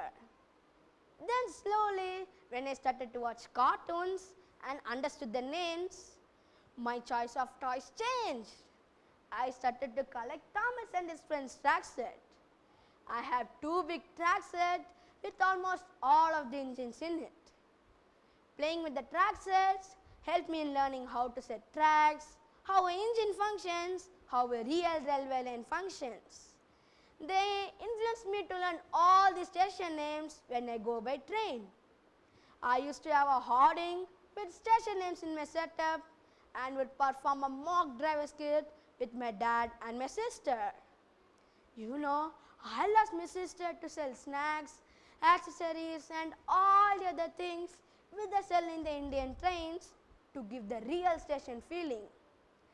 Knowingly or unknowingly, by play method, I learnt all the station names. Guess what? My sister learnt all the snacks which she need to sell. This is the impact of toys in our life.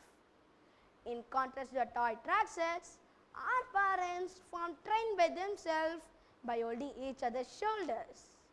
They will be fighting for the driver's position. By this method, it would have improved the teamwork attitude as well as those who are compromised, it would have improved their compromising skills too. If I want to learn anything, be it geography, a marketplace or a shopping center, I create a mock setup for that and start playing with it. After all, we can create the setup with whatever toys we have. Later, there was craze about puzzles, mainly the jigsaw ones. Once, my friend presented me a puzzle on a birthday. Initially, I thought it will be tough. So I told my mom, just keep them safe. Let us give to someone else. One fine day, when I was searching for something interesting, I was tempted to pick it. Solving it was a piece of cake. Playing with the puzzles helped me improve my logical thinking skills. I learned shapes and they improved my symmetry skills too.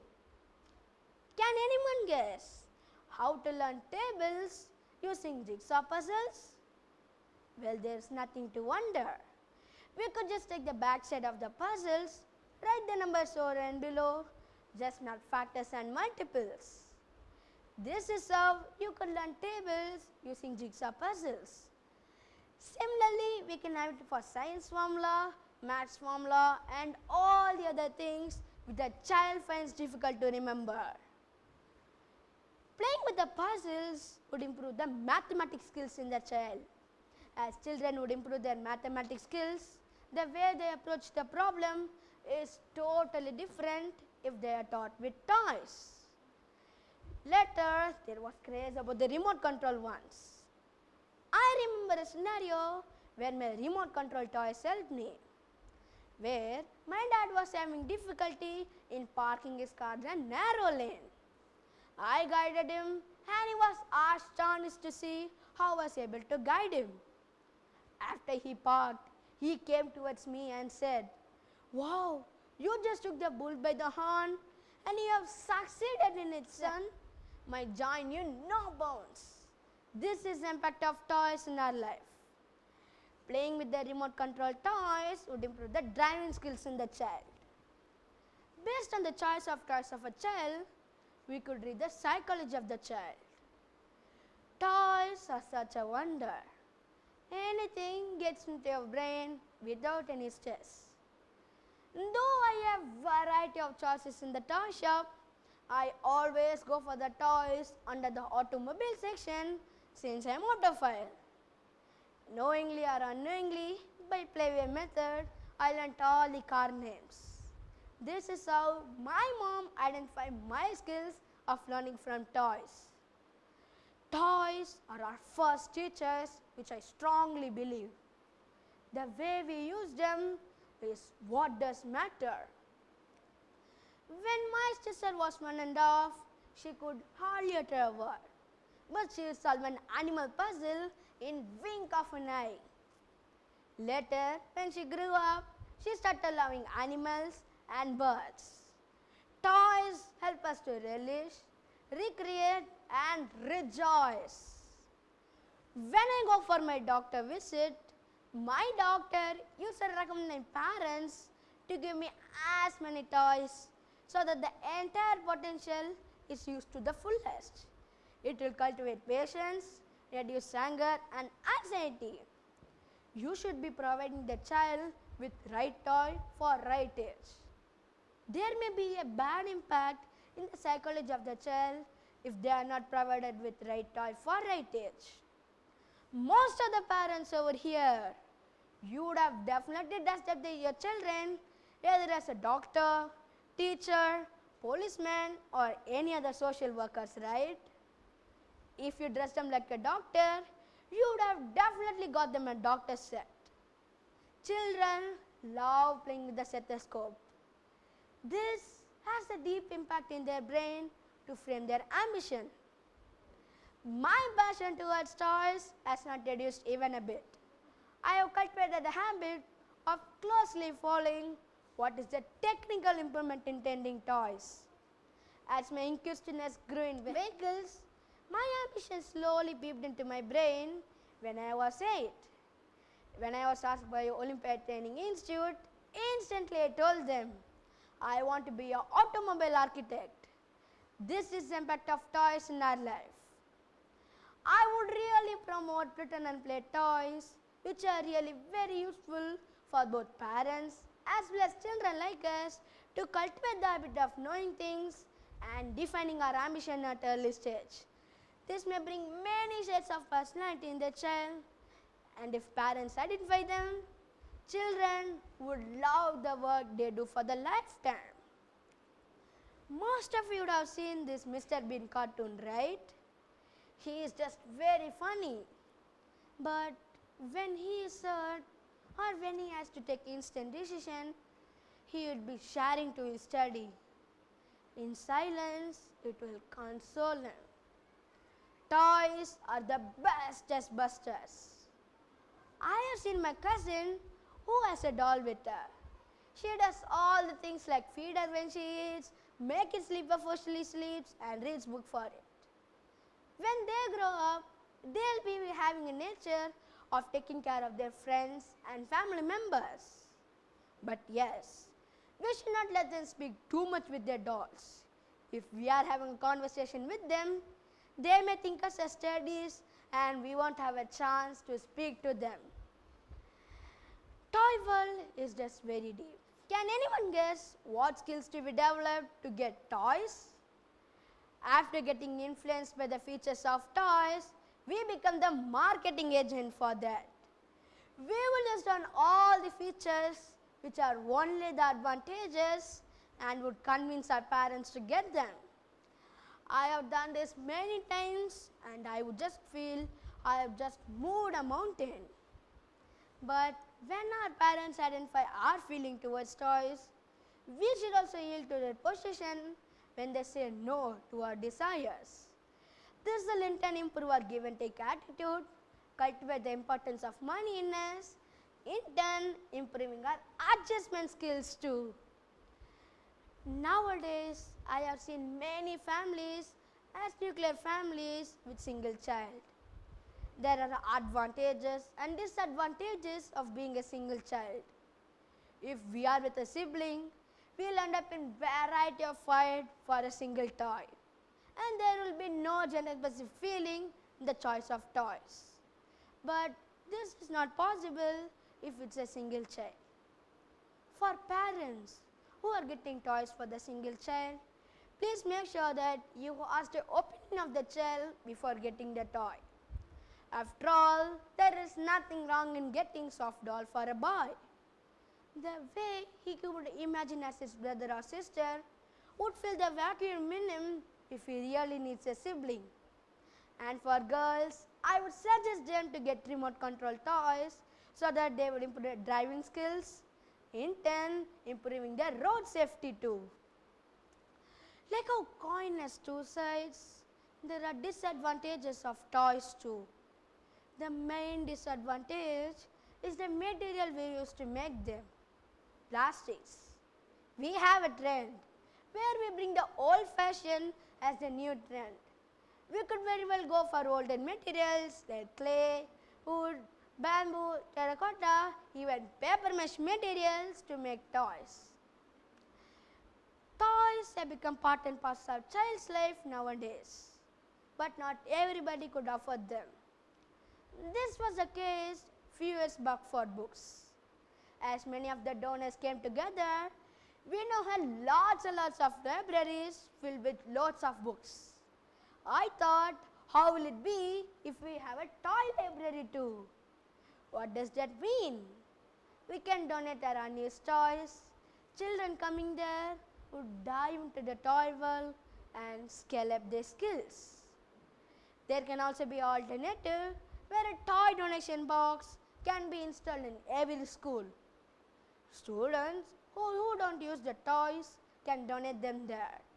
They can be awarded with donation certificate, and children in rural area can also get what we all get, right? Actions speak more than words. It's a famous quote which I think is the most apt quote for the toy provided to a child. If we work on different ideas, we'll end up in different inventions, as so Thomas Alva Edison has made 400 different inventions. Change is the only thing that does not change at all. I have seen in a mobile repair shop, they would take the working part from the damaged mobile, replace it in a working phone and make them work. I thought, how will it be if we recreate the toys too? What does that mean? Children can bring their old broken toys to school, work on them, recreate them, and the best toy recreator would be given recognition. This will surely improve the confidence in any field the child is going to take care. Now friends and parents, you are going to agree with my mentor toys, right? Let me conclude my talk with my own quote. Toy is a joy you need to enjoy. It's a treasure to scale up our skills. Be confident to climb up the hill. This is Vishnias Raghavan signing off. Thank you. Srinivas Raghavan, I loved your speech the way I love playing with toys. I think after your talk, everyone will understand how important and great toys are. Thank you so much for sharing such a great idea. Have you tried making your body flexible, Yash? Yes, I am. Can't you see? I'm flexible. I surf the internet every day, so I can call I'm an athlete. And I also do 10 sit-ups every morning to snooze my alarm time. I did a cardio workout this morning by picking up an ice cube from the floor. Oof, the expected one didn't come out. Oh, I guess, is it yoga? I haven't tried yoga, have you? No, but I will bend over to pick up my keys off the floor daily. I'm sure I wouldn't like yoga. I'm definitely a yoga-holic person. Yes. Very well, that's a pretty good yoga. And so here are our KRM students on stage to make you guys yoga-holic. Their concept is inner peace.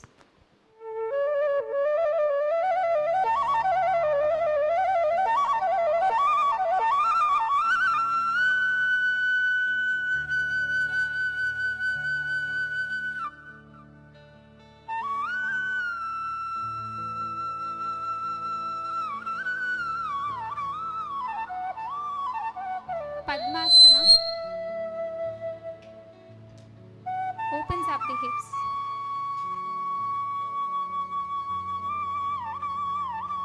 Eka Pada Sikantasana.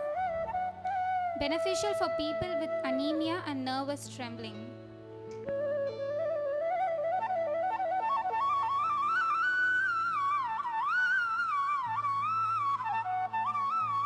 Pakshimotasana improves digestion, stretches the spine, shoulders, and hamstrings.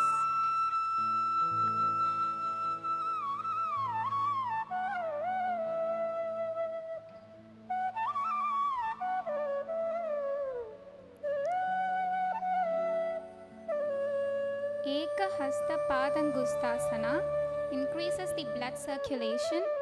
Garudasana improves concentration and stretches the thighs, hips, shoulders, and upper backs. Padmasana calms the brain.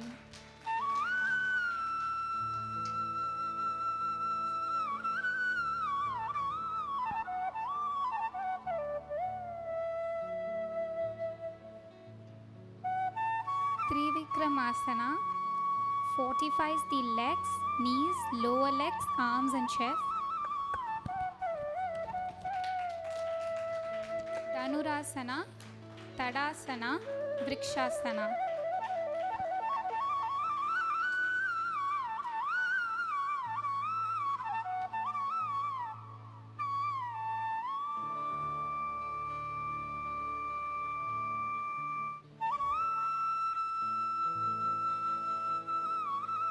Pakshimotasana stretches the spine, shoulders, hamstrings.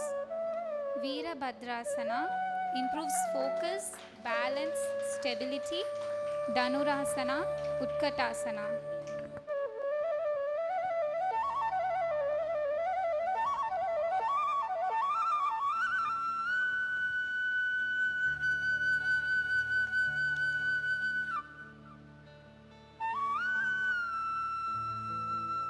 Upavishta Konasana stretches the spinal cord. Padmasana, Ardha Chakrasana, Purna Utkatasana.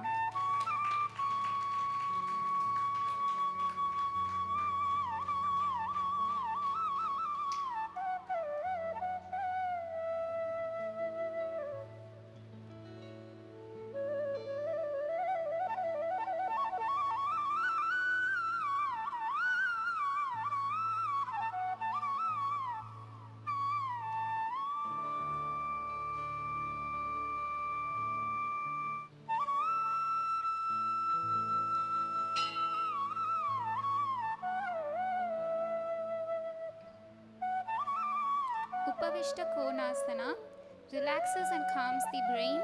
Chaturanga Dandasana builds strength in the quads. Titibhasana, mental balance is gained. Vrikshasana strengthens the legs and opens up the hips.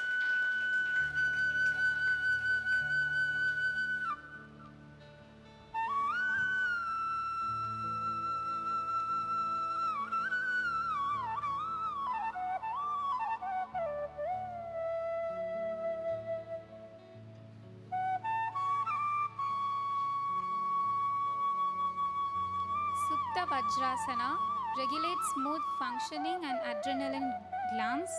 Utkatasana tones and leg muscles excellently and strengthens the hip flexors.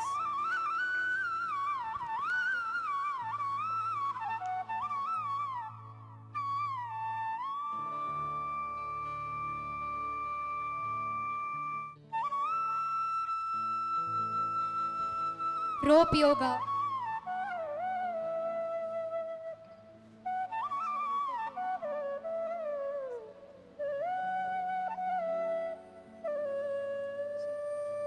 Vrikshasana.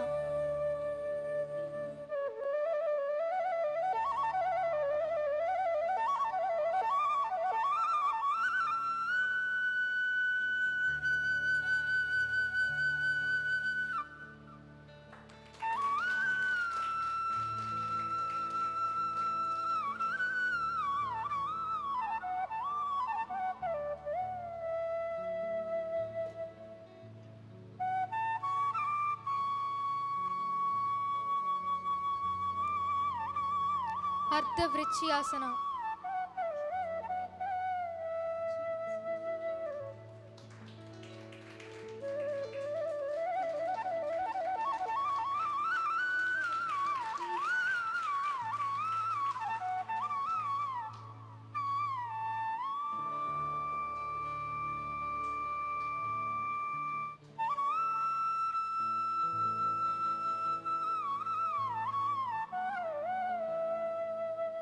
Garudasana.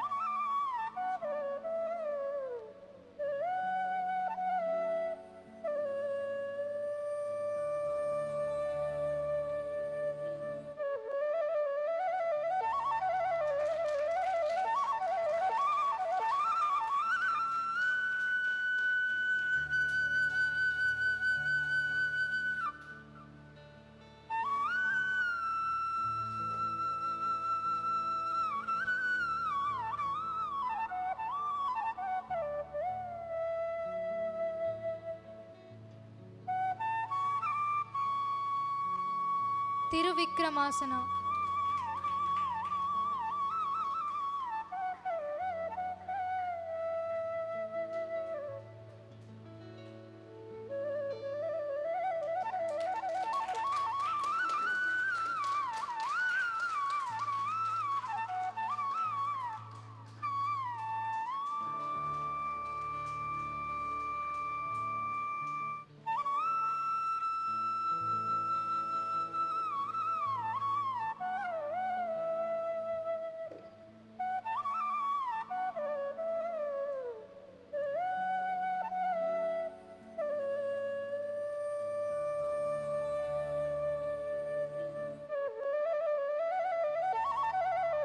Shavasana.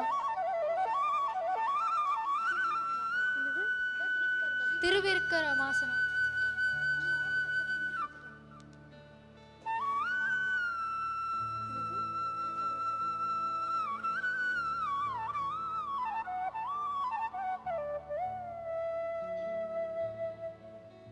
Shavasana.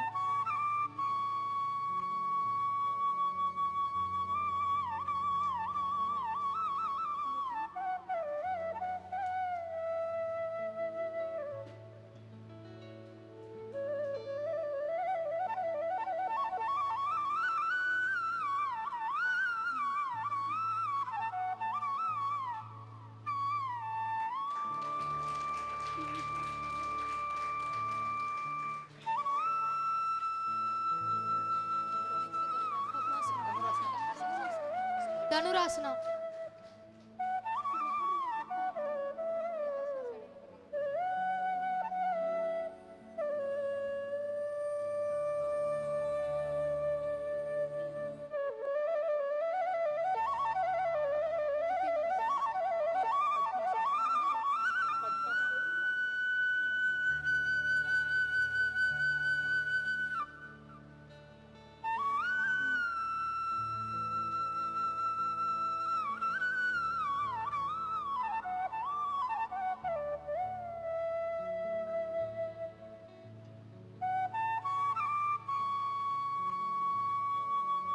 Padmasana.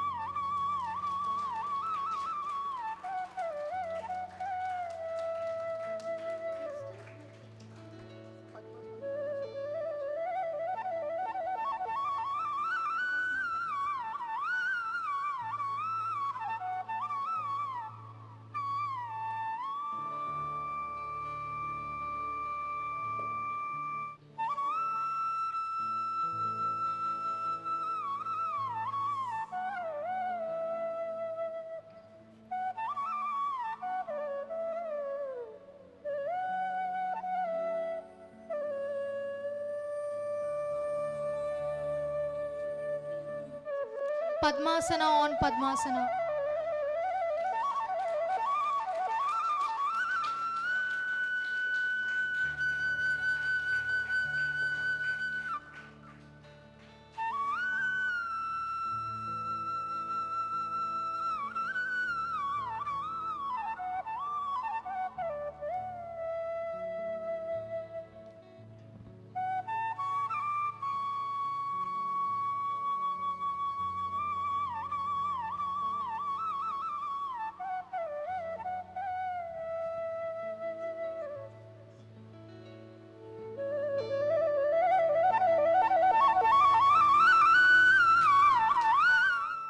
A very big thank you to our KRM students for dazzling us with their performance and letting us know that yoga is beyond the mat. My soul feels really calm after seeing this beautiful yoga. Certificate. Now let us welcome Vaishnavi's parents to give the certificates for our KRM students.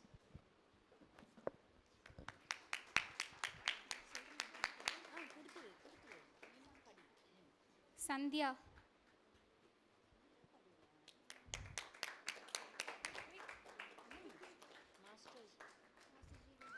Master Jeevesh.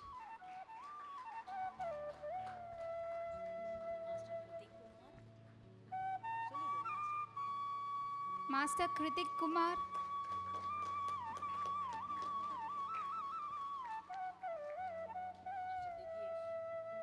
Master Divyesh.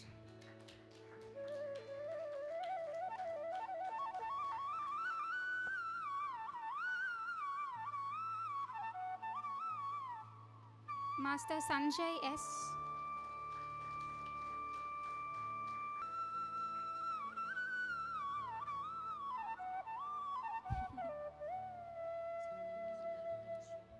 Miss Dhanushya.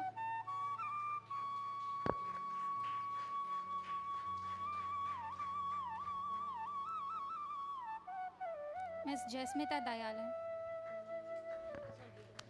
Let us all give them a big round of applause.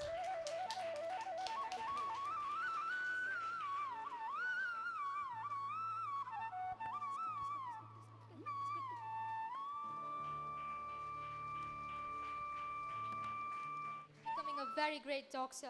The next speaker is Vaishnavi, a medical stream student from KRM Public School. She's a promising young public speaker. Do you know that she strongly believes in 3 P's, a quote written by Napoleon Hill? Patience, persistence, and perspiration make an unbeatable combination for success. All right then, what are we waiting for? Ladies and gentlemen, boys and girls, presenting to you the amazing Vaishnavi on the stage. Rocket Love. Check. Thank you. Check. Check. Check. Hello everyone. Once Thomas Jefferson said that every human mind feels a pleasure in doing good to others. Think of a moment when somebody was kind to you. Now, think of a time when you were kind towards another person. Now move into your heart and notice the warm feelings you had.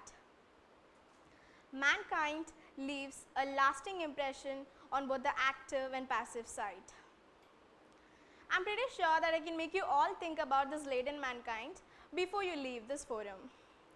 When you hear this phrase, the power of mankind, what instantly comes to your mind would be something about the human intellect emotions. By the way, I'm not here to give any advice because I remember my teacher in my school telling that advice is the only thing which people do not want to listen to. So I don't want to bore my audience. I'm here to share an idea, moreover a thought, which I felt it was true and powerful. I am Ms. Vaishnavi, a pupil of KRM Public School, Chennai, India, here presenting my TED Talk on Kindness Redefined. Human spirit is a component of human psychology. In simple words, it is a spiritual or mental part of humanity. This humanity refers to the quality of being humane, and it also refers to the kind feelings which often humans have for each other. So before I get into a long theory, let me just share a short story. I'm not putting this out of my brain. This is an allegory which I heard somewhere long back. Once in a village, there lived an old man who had 3 sons. One day, this old man called all of his 3 sons and said, "You are all good for nothing. Instead of sitting and quarreling with each other, just go and do a kind act." He said, kind act in the sense, if you find an old woman, at least help her to cross the street. At least do that much of help. The boys nodded, and evening when they came back home, father asked the eldest son about what was the kind act he performed that day. For which he replied that he had helped an old woman to cross the street. The father was very happy on hearing that and asked the same question to his second son, for which even he replied that he had helped an old woman to cross the street.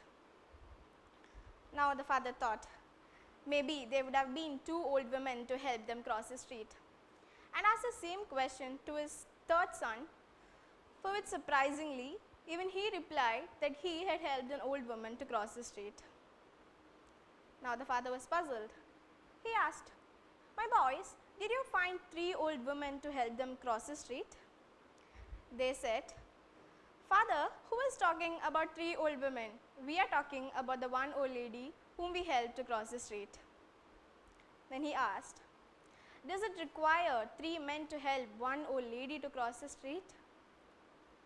They said, "Father, in fact we felt that we were not enough, so we called our cousin Raju also to come and help us." Then just imagine how adamant that lady would have been. She was not willing to cross the street, and at last we 4 of us held all of her limbs and made her to cross the street. On hearing this, father felt deprived. Similarly, once when a monk was accompanied by a simple man in a train journey, they started interacting about spirituality. It was night time, and soon this monk lied on his berth. This man went and massaged his leg, believing that it was making the monk feel comfortable. He massaged for 10 minutes, 20 minutes, and even an hour passed by, but the man was still massaging even in the drowsy state.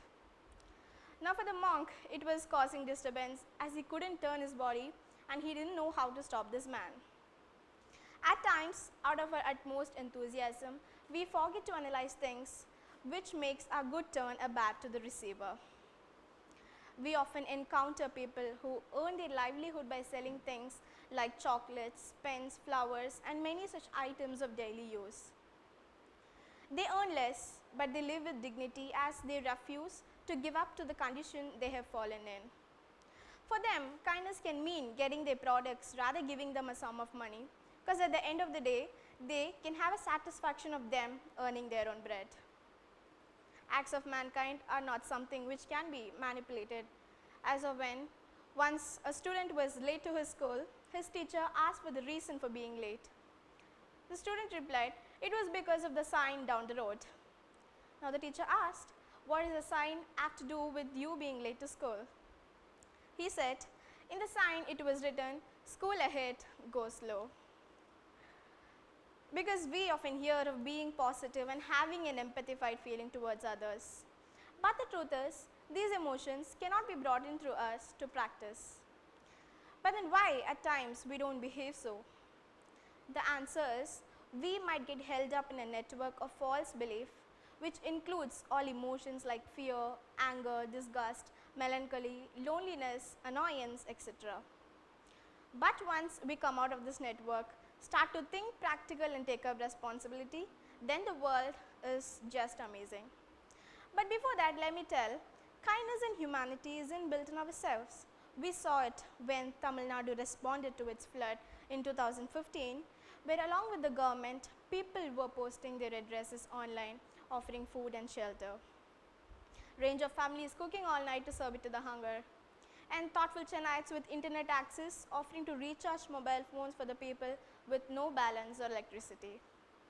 So those were our moments to cherish.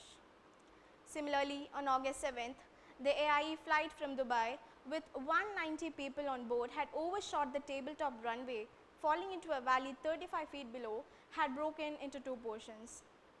This Karipur airport belongs to the Malappuram district of Kerala, and as soon as the mishap occurred, the locals of Malappuram had come in praise to save the passengers, unmindful of the downpour and COVID-19 fears. As many as 135 locals and 42 policemen who had joined the rescue mission had to go on for a quarantine as a precautionary measure. Captain Deepak Sathe, who had happily embraced his death, making 2 brave attempts for a safe landing, and as soon he realized that the plane is going to crash, he turned off the engine, saving many lives. It was not just courage, but a touch of humanity. The recent COVID-19 pandemic was a big shock to every one of us, but the act of kindness were winning over the crisis. We saw people serving bread and biscuits to their security guards so that they can help people looking for it. And families keeping food and milk outside for the animals like stray dogs and cats, because animals can find anything out for them to eat. So now, mankind is not just between humans. It involves showing concern towards the animals and adding on some sustainable acts to the earth we live, because like any homes, earth looks its best when it is nice and clean. And what not, free meals in balcony concert, almost everything which proves that humanity is contagious. Taking about to humanity, a standing ovation to all these warriors who had showered us with their kindness and humanity during the uncertain incident. We owe you all a lot. We striving and standing together today is because of the togetherness we had. But then the question arises, is this only required at the time of catastrophe? Perhaps we had helped people with things which we had in surplus.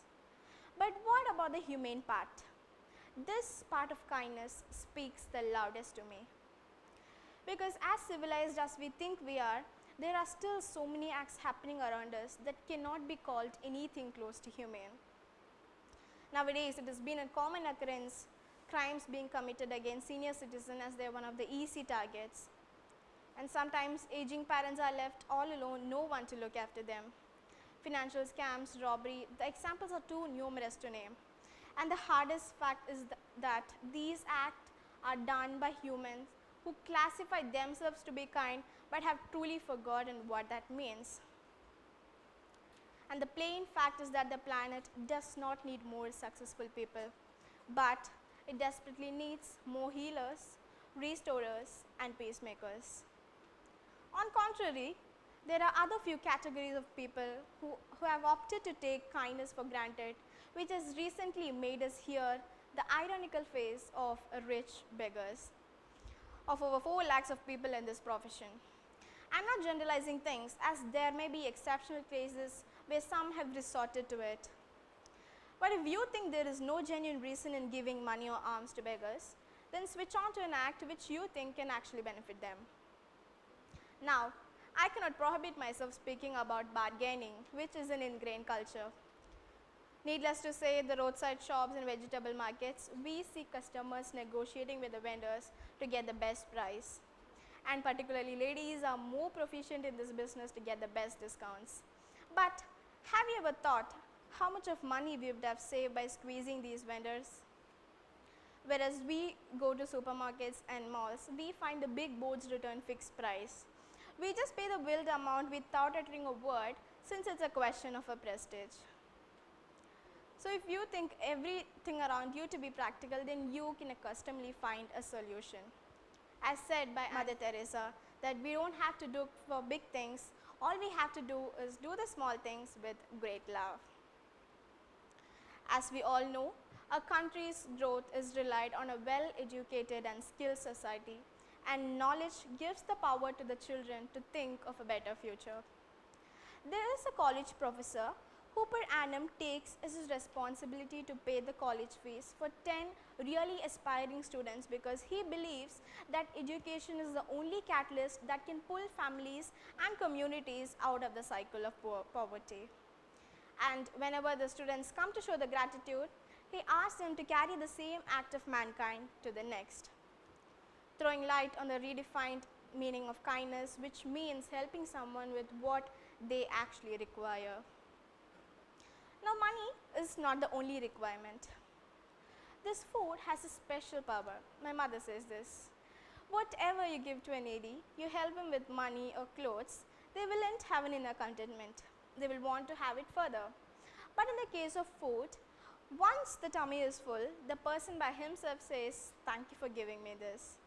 Those words are from inner contentment, and hearing those words are really worth. Once, when I and my family, we were in a train journey, so we used up 3 parcels of food we had out of 4, and we had 1 left. We didn't want to throw it away. At the same time, we cannot afford to go and ask people whether they need it. Fortunately, a devotee who was on his way to a pilgrim was asking everyone whether he could get some food. So when he came to us, we gave the food left out with us, and you won't believe, even the next day we got on the train, the man was so grateful to us. But then we came to know that if we didn't have helped him with food last night, he wouldn't have had his supper. Not because he didn't have money, but he knew that the train wouldn't stop at the station where he thought of getting food. So even though it was not a very big service mission, we had a satisfaction of helping someone with what they actually required. I'm pretty sure that everyone here would have at least felt this once. As I mentioned, humanity is inbuilt in ourselves. But I now think kindness is one of the biggest confusions around the true meaning, and the modern world is very comfortable around the idea good people not succeeding. We say the world is unfair. Let me take a reference from the nature. The tree, which grows big, shedding out its branches, provides shelter to many people from the scorching heat. But the tree is not in a notion to make others feel comfortable. It is just living the way it is, which brings its inner good characteristics out. Now when I say this, we of course know about the theory, the survival of the fittest, which is at times misinterpreted, which stops our inner good to come out. Then a quote from Bhagavad Gita can explain this. It says, Datavyamiti yaddanam diyate nupakarine deshe kale cha patre cha tadhanam satvikam smritam, which in simple words means that a gift is pure when it is given from the heart to the right person at the right time without expecting anything in return. So when you expect anything for your deeds, you build up a desire. The fulfillment of the desire leads to greed, while unfulfillment of desire may lead to anger. Is the nature expecting anything back for its deeds? If it does, then it would have become a business, giving something and taking back something. Another thing which I think prominently hinders is the system around us. In one of my uncle's apartments, he received a message stating, "My mother is sick, we are abroad, just someone go to this door number and help her out." Out of 190 people in the group, only 2 young men came out for help. They took her in car to the hospital. The doctors checked and declared that she was COVID positive. Now those 2 young men were in shock, as they were the only earning member with a lot of commitments, and now they were quarantined. So even when we come across the road accidents, we just stop to see the situation, feeling pity on the person, and we just move away, not because we do not have a soft corner, but we think, or we be cautious of not falling in any time consuming trouble. So is the fault within us or with the system around us? All what we can believe is what's said by Anne Frank, that no one has yet become poor in helping others. Every religion teaches us humanity, which is the prime reason we get to hear people like Dalai Lama quoting that humanity is their religion. These acts do have a scientific explanation. According to Dr. David R. Hamilton, a simple act of mankind creates an emotional warmth, contributing in releasing an hormone oxytocin, which can dilate the blood vessels, lowering the blood pressure, hence making us feel good. Once Swami Vivekananda, after his guru Ramakrishna attained Samadhi, he wanted to take his master's message to the West. So before he headed west, his mother wanted to test whether he was all perfect for the mission or not. So she invited him for a dinner. He enjoyed the delicious food which had the additional flavors of his mother's affection. Soon after the dinner, his mother offered him a dish of fruits and a knife to cut and eat it. After which she asked, "Son, can you give me that knife? I need it." Soon he responded by giving it. Soon she calmly said, "Son, you have passed my test and I heartily bless you for going abroad." Now he was surprised. He asked, "Mother, what was the test and how did you test me?" She said, "When I asked for the knife, you gave the knife holding its sharp edge and the wooden handle towards me, so that even when I take, it wouldn't hurt me, which means you took a good care of me." Being compassionate and having an ability to take good care of others is a remarkable quality. As the law of nature says, the more selfless you be, the more you receive, and so did. Being a girl 16 years down the lane, I may or may not sound true. but I believe in this latent mankind and I thought it was worth sharing. 206 bones in approximately 1.5 gallon of blood can give humans the ability to walk and talk, but it cannot define a human because it needs ability to feel emotions like love and to make mankind a race. Let me remind, we cannot help everyone, but we can help someone in a day, which can even be the baby steps of mankind. Moreover, these acts have to be selfless. Thank you for listening to me so patiently. Hope you all had a great time with me this afternoon. This is Vaishnavi signing off. Thank you. That was so awesome, Vaishnavi. You reminded us of a very important thing about our planet, which is humanity. Your speech was wonderful and I enjoyed it to the core. Feedbacks are really important for our lives to move on. So feedback forms will be given out to you in a few minutes, and we request you to fill them and hand it over so it helps us to be better on the next event. In a couple of days, you would also receive some feedback forms from the official department of TEDx from California. So in your mail, you should also fill that one. So Shamita, it's time to appreciate our speakers. Certificate distribution for the speakers and also the mentors. Everyone has worked so hard to make this event possible, so we should definitely appreciate them. I now request the principal, sir, to distribute the certificates.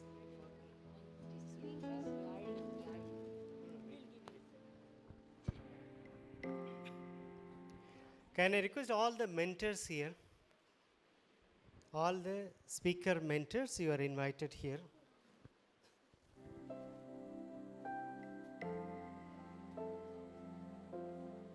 All the speaker mentors.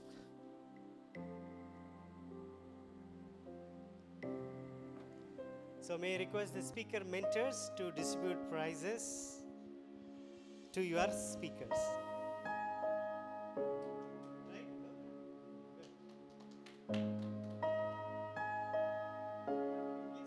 All the speakers, mentors. Kritika.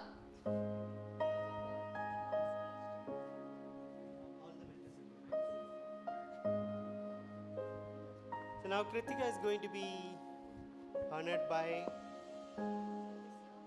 Mrs. Sindhu, Miss Sindhu, sorry. God bless you. Good. So you can take the photo.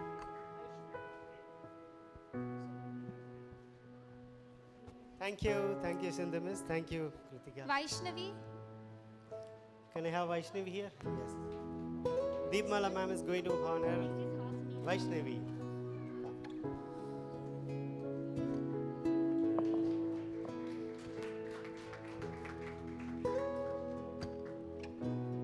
Hasni Lakshmi Narayanan.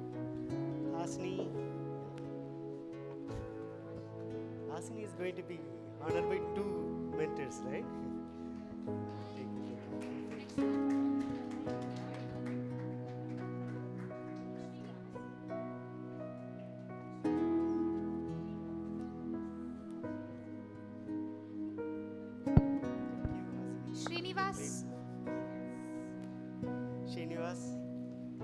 Srinivasa Raghavan.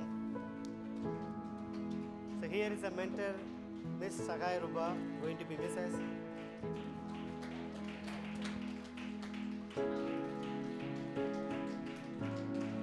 Yarini.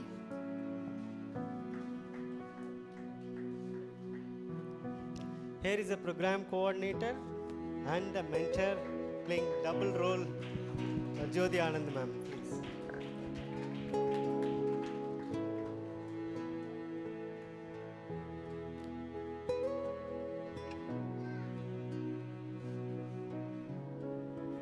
Thank you ma'am, thank you Aldi. Thank you all the speakers.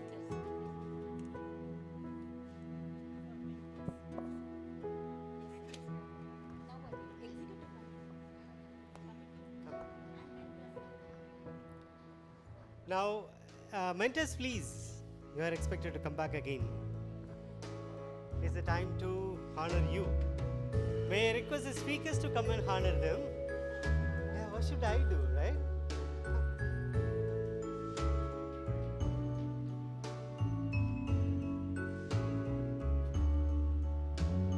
You are going to honor your mentors.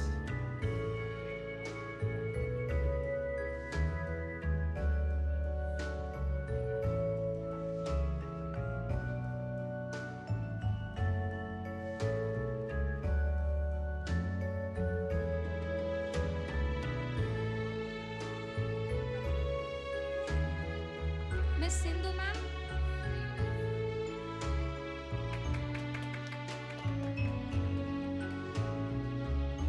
Mrs. Sagaya Rupa ma'am. Miss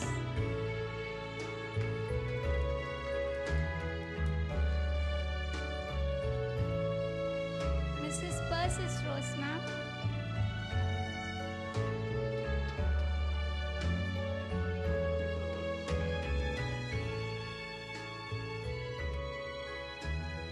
Mrs. Deepmala ma'am.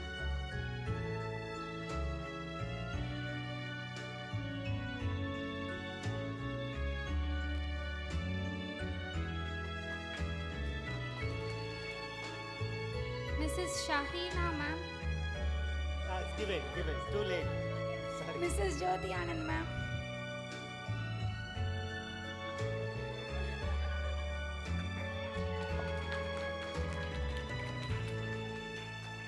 Thank you, all the speakers and the mentors. Thank you. It's time to honor our executive committee members.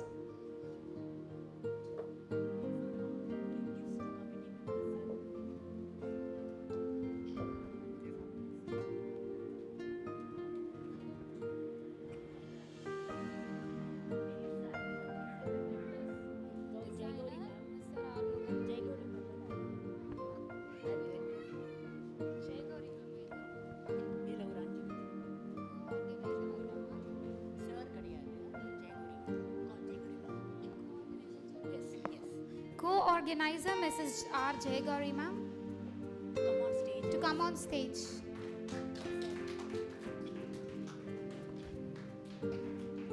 Can I request Kavi's father and mother?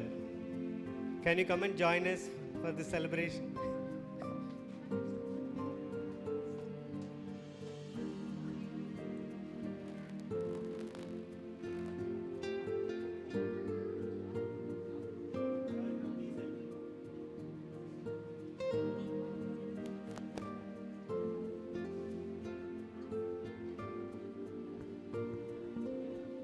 They are going to honor our committee members who are all the backbone of this entire event.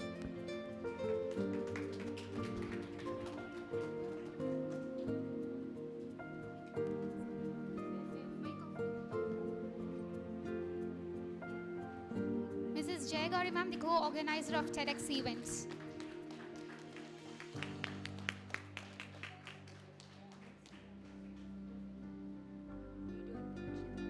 Video and production lead, Mr. Sendil sir.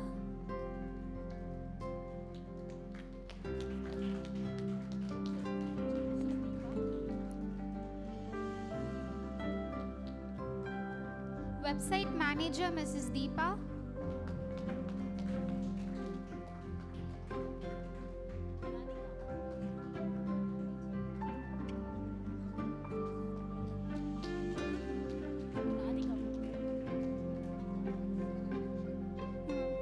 Volunteer gifts and certificates in charges, Mrs. Radhika ma'am.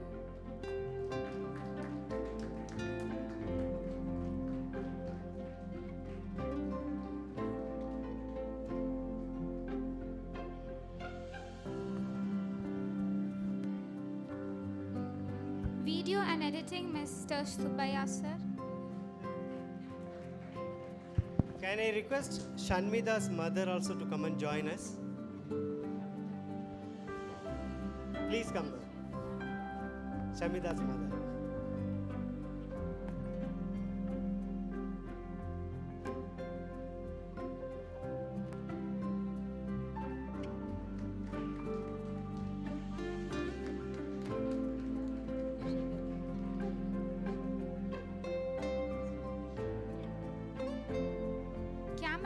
Mr. Gunashekar, sir.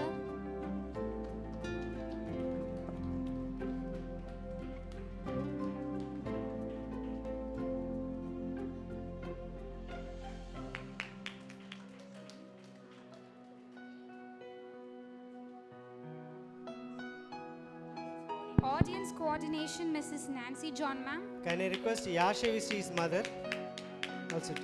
Thank you, sir. Thank you, both of you. Yashivishri's mother and father, both of them will be happy.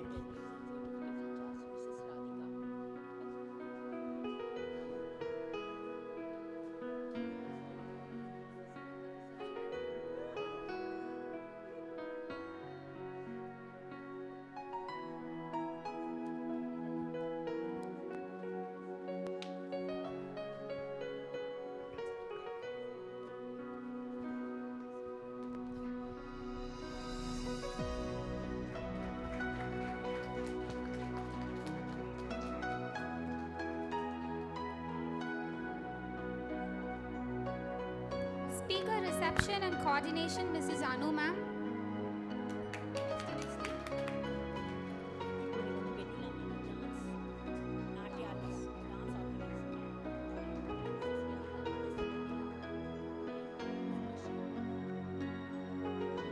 Dance organizer, Miss Vanilla, ma'am, and music organizer, Subhashri.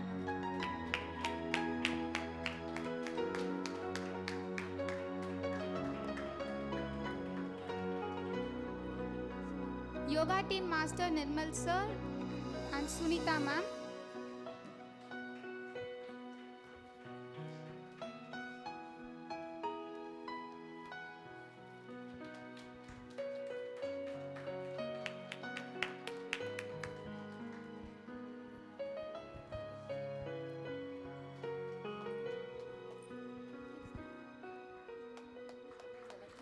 You.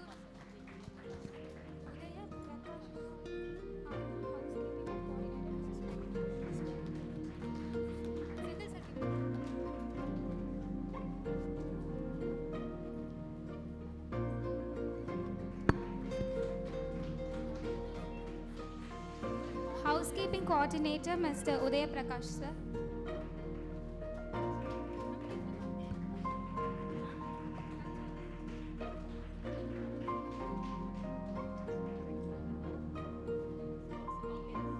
Thank you, sir.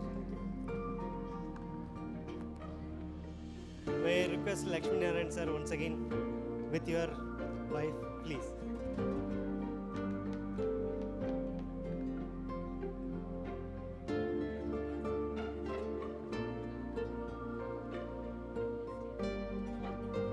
So this is a time to honor our comparers.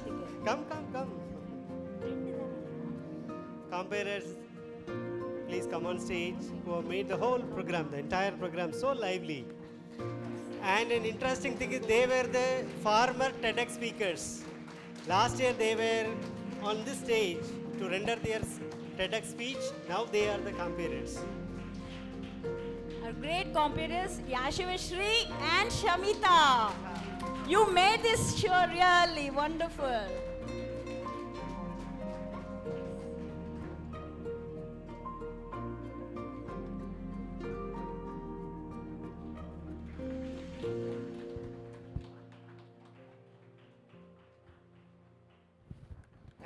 Thank you both of you. Thank you, sir. Thank you, ma'am.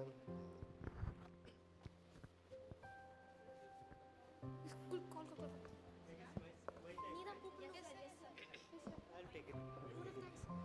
Right, so no need for so again it's my time at last. They have asked me to be on stage. Friends, let me share the history of this TEDx event.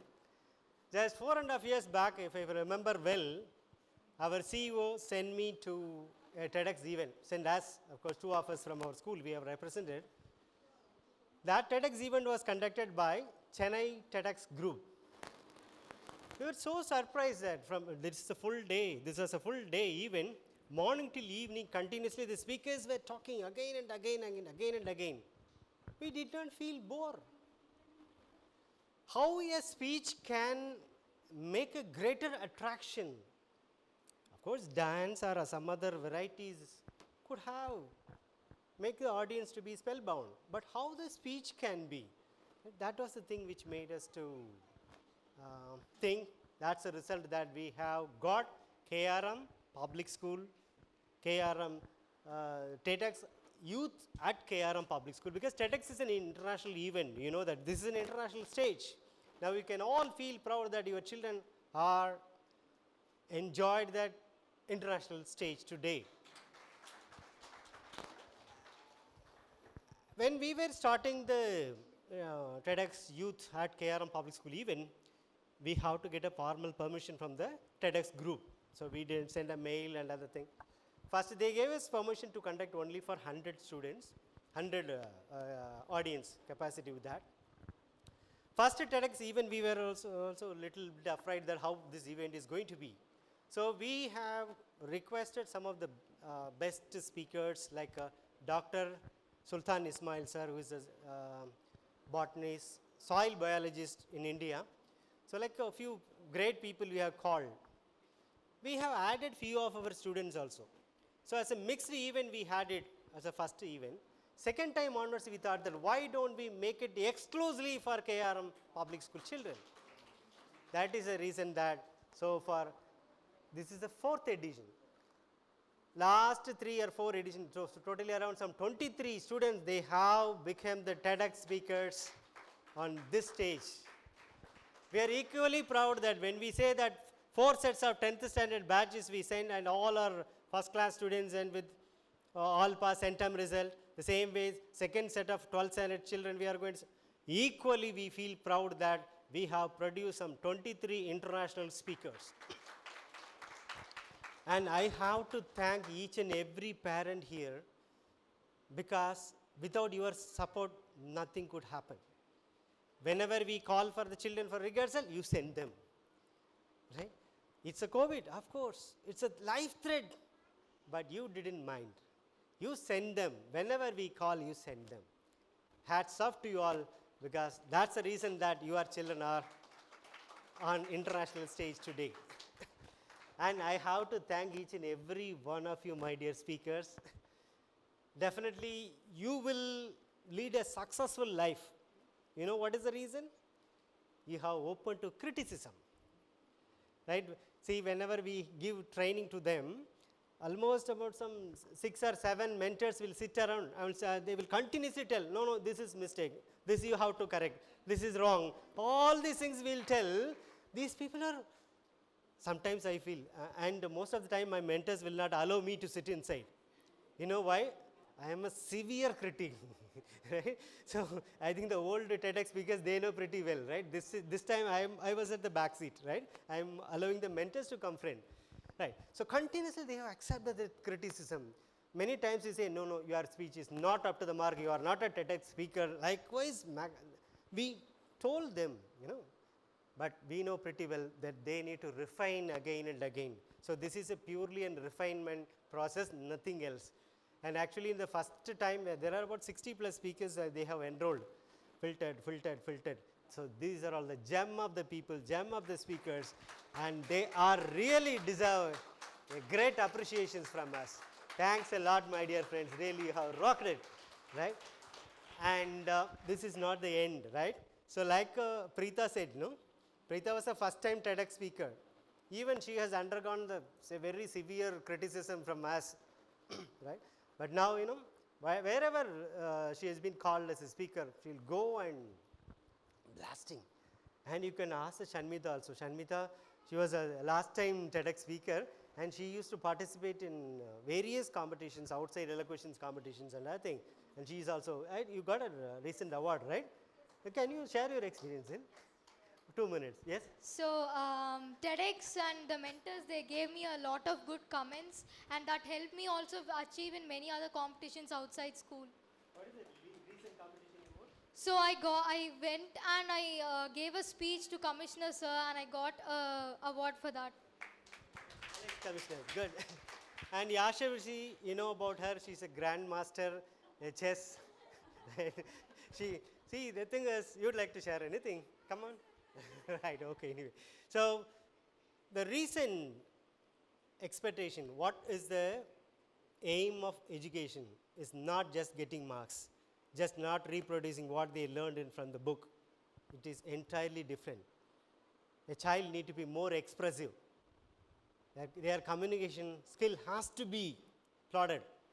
That is the 21st century skill that we are trying to look from them. So with their cooperation, we are doing it excellently.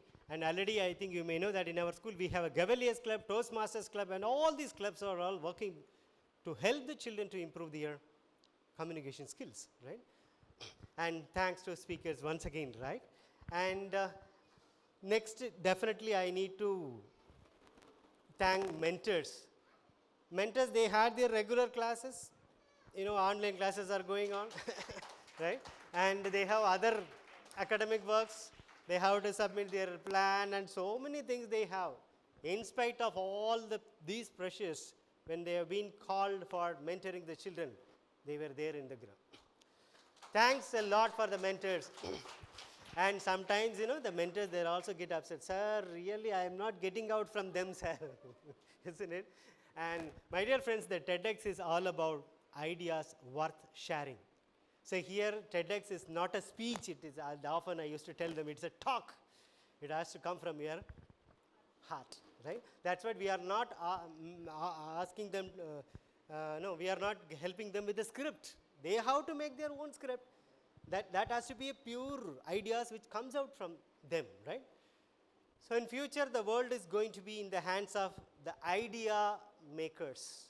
The people, those who are ready to share ideas, only those people are going to be the top of the profile. So that's the reason that they have come out with the wonderful ideas with the help of the mentors. So mentors, really, they need a great appreciation. Mentors are working daily. And we have an executive committee, right? We have our Vice Principal Nancy ma'am, and we have an academic director and a co-organizer, Mrs. Jagavari ma'am, and we have a HM of a senior secondary, Mrs. Deepmala ma'am, and we have our program coordinator, Jyoti Anand ma'am. These people, they are not waiting for the day of the program. From the day we have planned to fix the date, they started working. Okay, how can we do this? How can we do that? So actually, we have planned to conduct this in our debate hall. I think most of you know that we have a wonderful debate hall with an acoustic feature. So there no reflection, no echo. But the thing is, this is a COVID time. So we need to safeguard each other's, right? So that's the reason that we have choose this hall. And normally we used to get 100 audience, more than that, and this time we have restricted, not more than 30, 35. That's what our restriction is all about. And that's the reason that we could safely, we have come to the end of this program. And apart from that, the entire program was being digitalized by Mr. Sendil. And Mr. Sendil is a very high technocrat, we could call. Always my expectation is somewhat more. Last minute I'll tell, no, I need a TV here. And there one more TV has to be connected there. Immediately he will say, yes. He never say no. No, sir, it's not possible. I never ever had this word from him, right? Entire thing he has made it.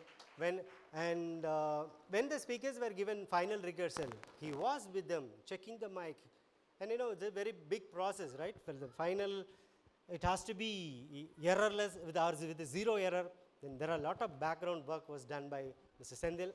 And of course, our photographers, Mr. Subaya and Mr. Vijay, and our person from Yal Studio, Mr. Kannan, and their team is always with us, right? So, because this video has to be taken with an international standards with a proper, right, contrast, the speaker face has to be highlighted. Thanks to Yal Studio and the speakers and Mr. Sendil. And the entire electricity control is in the hands of a man who is always very humble. You couldn't see him anywhere, but the work will happen. Mr. Kumar, electrician, he has done. And the entire stage arrangement, actually, the supervisor, Mr. Aramuham, has to be here, but unfortunately, he is affected now. So he sent his person, whenever we call, he sent his person and make this arrangements ready. And this entire thing was designed by him, Mr. Arumugam. I need to thank them also. Apart from that, and our entire admin team, right, headed by Mr. Sugan and Mr. Harish, they're all working with us in making the financial supports and other thing. And from our admin office, admin manager, Mrs. Ratika and Mrs. Anu Ansari, both of them are really working behind to provide us a good hospitality there in the name of refreshment. And apart from that, another few people I need to thank them. That is, just before a week time, I said, yes, we need to have some recreations in between. A dance teacher who is there in Thiruvallur, beyond Thiruvallur, Miss Vanilla, and I'm very high critic, right? So my expectation only she knows. So when I say that your dance has to be ready, sir, how can I get the children? That is your headache. Usually in the management we will do it, no? The top manager will pass the parcel on to the next one. So then, no, that is your thing. I need a dance from KRM Natyalaya. They did it with very nice concert. Thanks to Vanilla and their team. And always, whenever we have any event, voluntarily one person will come and ask, sir, what I have to do? That is none other than our Shubhashri ma'am, our KRM Ganalaya. And most of the temples here in and around Perambur is already visited by our KRM Ganalaya Bhajans group. Every time they will go, but this 1 year we can't go anything. So she asked me last month, sir, at least let us go to one temple and we'll sit with social distance and sing a bhajan and come, sir. And she was asking me. So I said, no, ma, temple is not a safe place. So let us have our TEDx stage. As usual, she did a wonderful fusion song. Thank you, Shubhashri ma'am and your team. And as a peak of all these things, that rope is hanging here. The people are threatening with nail bed and other thing, right? So our yoga team, right, headed by Madam Sumitra and Mr. Nirmal, right? They are training the children with something different. So always I expect them, please do it similar. Try to bring out their hidden skills. That's what the challenge was given to them. Yes, they did it wonderfully. Thank you. Thanks a lot. And we have our Kavish, he is our Chellapillai, drummer, right? As usual, whatever the work, the determination, I always find him. For various time I used to meet him. So this time he has rocked with, right, mixed fusions. Maranamas, really good. And I have given him a challenge that Maranamas has to be mixed with Nadaswaram. Mangala is saying. Right? So he started working on it, and next day when I saw that rehearsal, beautifully he did it. Right? Great Kavish, God bless all of you. And thanks to their parents also for giving him extraordinary support to him. Right? So thanks to each and every one of you. Apart from that, there are securities. Even though it is Sunday, they are all right, working behind us. And Mr. Uday, that is housekeeping in charge, he is also working around, and we have called few IMRs. They are also ready. They are working with us. All the whole entire team is behind us to making this happen. Thanks to Almighty, and with the blessings of our Dean, RJ Master, and our CEO, he is expected to come here, but he couldn't come today. So with all their support, we have done it. So my hearty thanks to each and every one of you for visiting here and encouraging your children. And next very important task you have, that is you are going to give a feedback, right? There is a form has been given to you. In that you are giving your feedback. Apart from that, I will be happy if you give your feedback in video format also. So we'll be very happy. Our video people will come around, and after this thing is over, feedback is over, then you can enjoy our hospitality once again. Please accept our hospitality, and then you can leave this campus with the sweet memories. Thank you, all of you. God bless all of you. Thank you. Thank you. Let us meet in next edition, right? Edition number 5, right? Thank you. Thank you so much for your kind words and for bringing us such good and positive energy. It means a lot to us, sir. So we would like to thank everyone who has come and they are gathered today to watch this entire event. Thank you so much. It means a lot. And I would like to let everyone here know that you are so much special. And we would like to see all of you gathered here for the next edition of TEDxYouth at KRM Public School. Until then, remember this quote. So one important announcement I need to make it. See, actually, we have, as per the license agreement from the TEDx, we are not allowed to share any of the photographs, any of the video now until we get the formal permission from them. So what we will do tomorrow, today is Saturday, the teachers are very tired. So tomorrow we have another person, those who have to work behind Mrs. Deepa. Hereafter her work is going to be very much vital for us. So Deepa Miss will upload this event in, there are few platforms, TEDx platform, Twitter, right? Twitter, Flickr, and few platforms she has to upload it. First she will upload the photograph, and after that process is over, next 2 days we will publish this photograph in the Facebook. After that you can share it with anybody, photograph alone. Videograph, it will take minimum 1 month because little editing has to be done. After the editing is over, then we will upload these videos into the TEDx platform. They have to finally approve it. Once they have approved, we can put it into the YouTube and other areas and other things that we will let you know. Till then, let us maintain this secrecy. Thank you. Falling down is an accident, but staying down is your choice. And laugh hard and be kind. Now we would like to get live feedbacks on how the TEDx event was. So, anyone? Heartful thanks to every mentor. As Sir mentioned rightly, the kind of effort which they've been put in, it shows on the stage what the speakers output. Whatever the output you have seen today, it is all because of the mentor, I can say. Because I could really,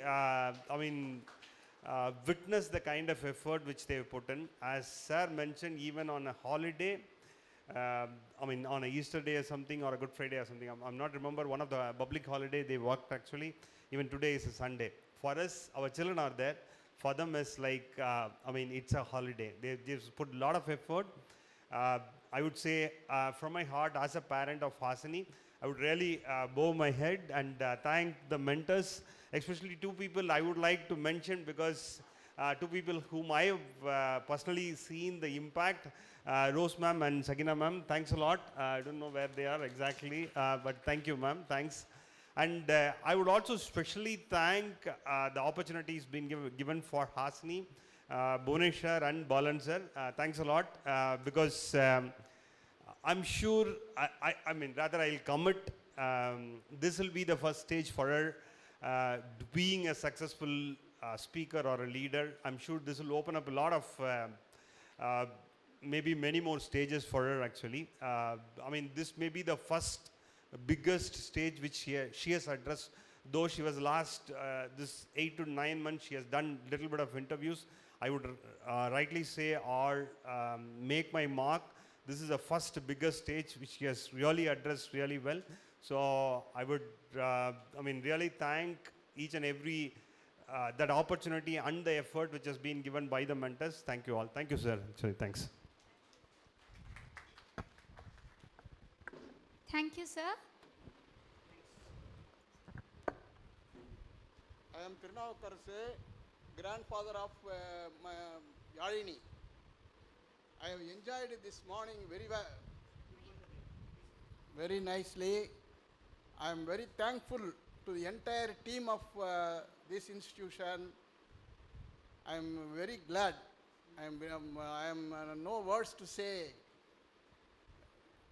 Only I am saying very thank you to the entire team. Thank you, sir.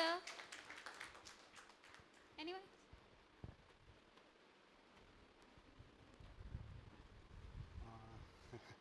Thank you very much to all. Is it audible? I was wondering, by seeing a principal first, I was so amazed because basically I'm a project manager, which we will concentrate on big things, not a small things. I was seeing principal is seeing the dustbin has to keep. Really, this makes me, my daughter or principal or students are different, but really, how a principal can do such a things, dustbin to be keep here. Why I'm saying this, beyond the event objective, the small things has to be considered, that event will be definitely successful. Definitely successful. My daughter speaks well and co-speakers did well, everything is fine. But these small things, the students like me, even I'm a student, if you concentrate on a small things in your life, definitely you will be very successful. This school and the principal and every staff of this, definitely you will be guided, the things will be done very good. I was appreciating this. This could be successful in much in higher way. Then KRM will be, our parents, we are about 5 years or 6 years. From the day which the school is very a small building. It's happened because of not only for funding, because of the sincere effort of all the students, that means teachers and principals. Sir, I know that the day one which we sat on a small room. This all because of your sincere effort, sir. I was appreciating you first. And the second thing that, of course, as a parents, we are very curiosity that our kids are doing well.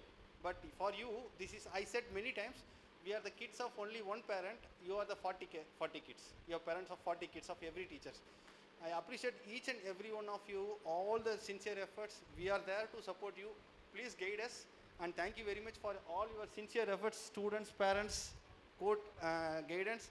As you said rightly, we cannot able to come here today because of my personal reasons. But since your efforts has been appreciated, that's the reason we came. Thank you very much. My sincere appreciation to all. Thank you, sir. Thank you, sir. Anyone else for the feedback?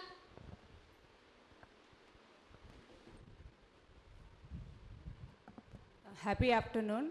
I am really impressed by the way the school is performing during the COVID also. This event is very prestigious even for each and every student. I am proud that I am a mother of one of them. Thank you, the entire unit. I cannot specify each and every person. Everybody is spectacular. Thank you for giving the opportunity. Right from principal sir till the housekeeping. Thank you so much. Thank you, ma'am. Anybody else? I would like to congratulate the school authorities of KRM for conducting such an event. Not many schools do this. We are really impressed by the speeches or the talk what we had heard, listening from the morning from the children. And it shows the dedication and perseverance of the children. And thanks a lot for bringing out such a talent from our children out of their. So we come to know what their real talents because of this event. I once again congratulate from the bottom of my heart all the school authorities, all the people behind it for mentoring our child for this talk. Thank you. Thank you, sir. Anybody else who wishes to give the feedback? I am Parthiban. I really congratulate the management who given the best opportunities to the speakers about their individual talent.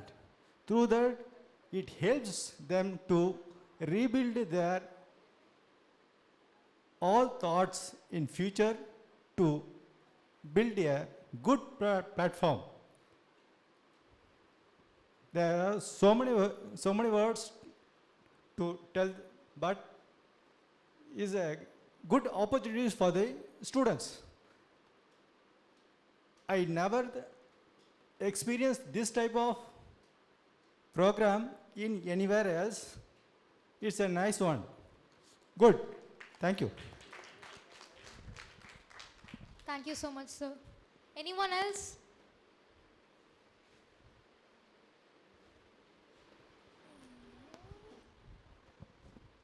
Hello, நான் ஷமிதாவோட அம்மா பேசுகிறேன். I feel comfortable in speaking in Tamil. So, Shamita இந்த school வரத்துக்கு முன்னாடி ரொம்ப சைலண்ட்டாக இருப்பா. She never spoke and she is very, very reserved. But TEDxல பேசினதுக்கப்புறம் the way she changes and the principal and the mentors, she molded her and shaped her like Now she is going for various competition and won many prizes. I am very, very happy, and thanks to the principal sir and everybody. Thank you, ma'am.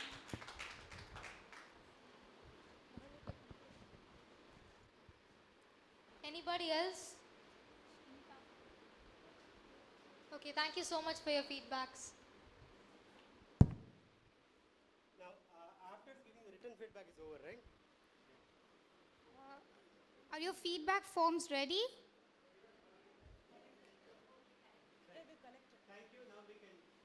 So you guys would also get your snacks on the place where you got earlier. Enjoy it on your way home.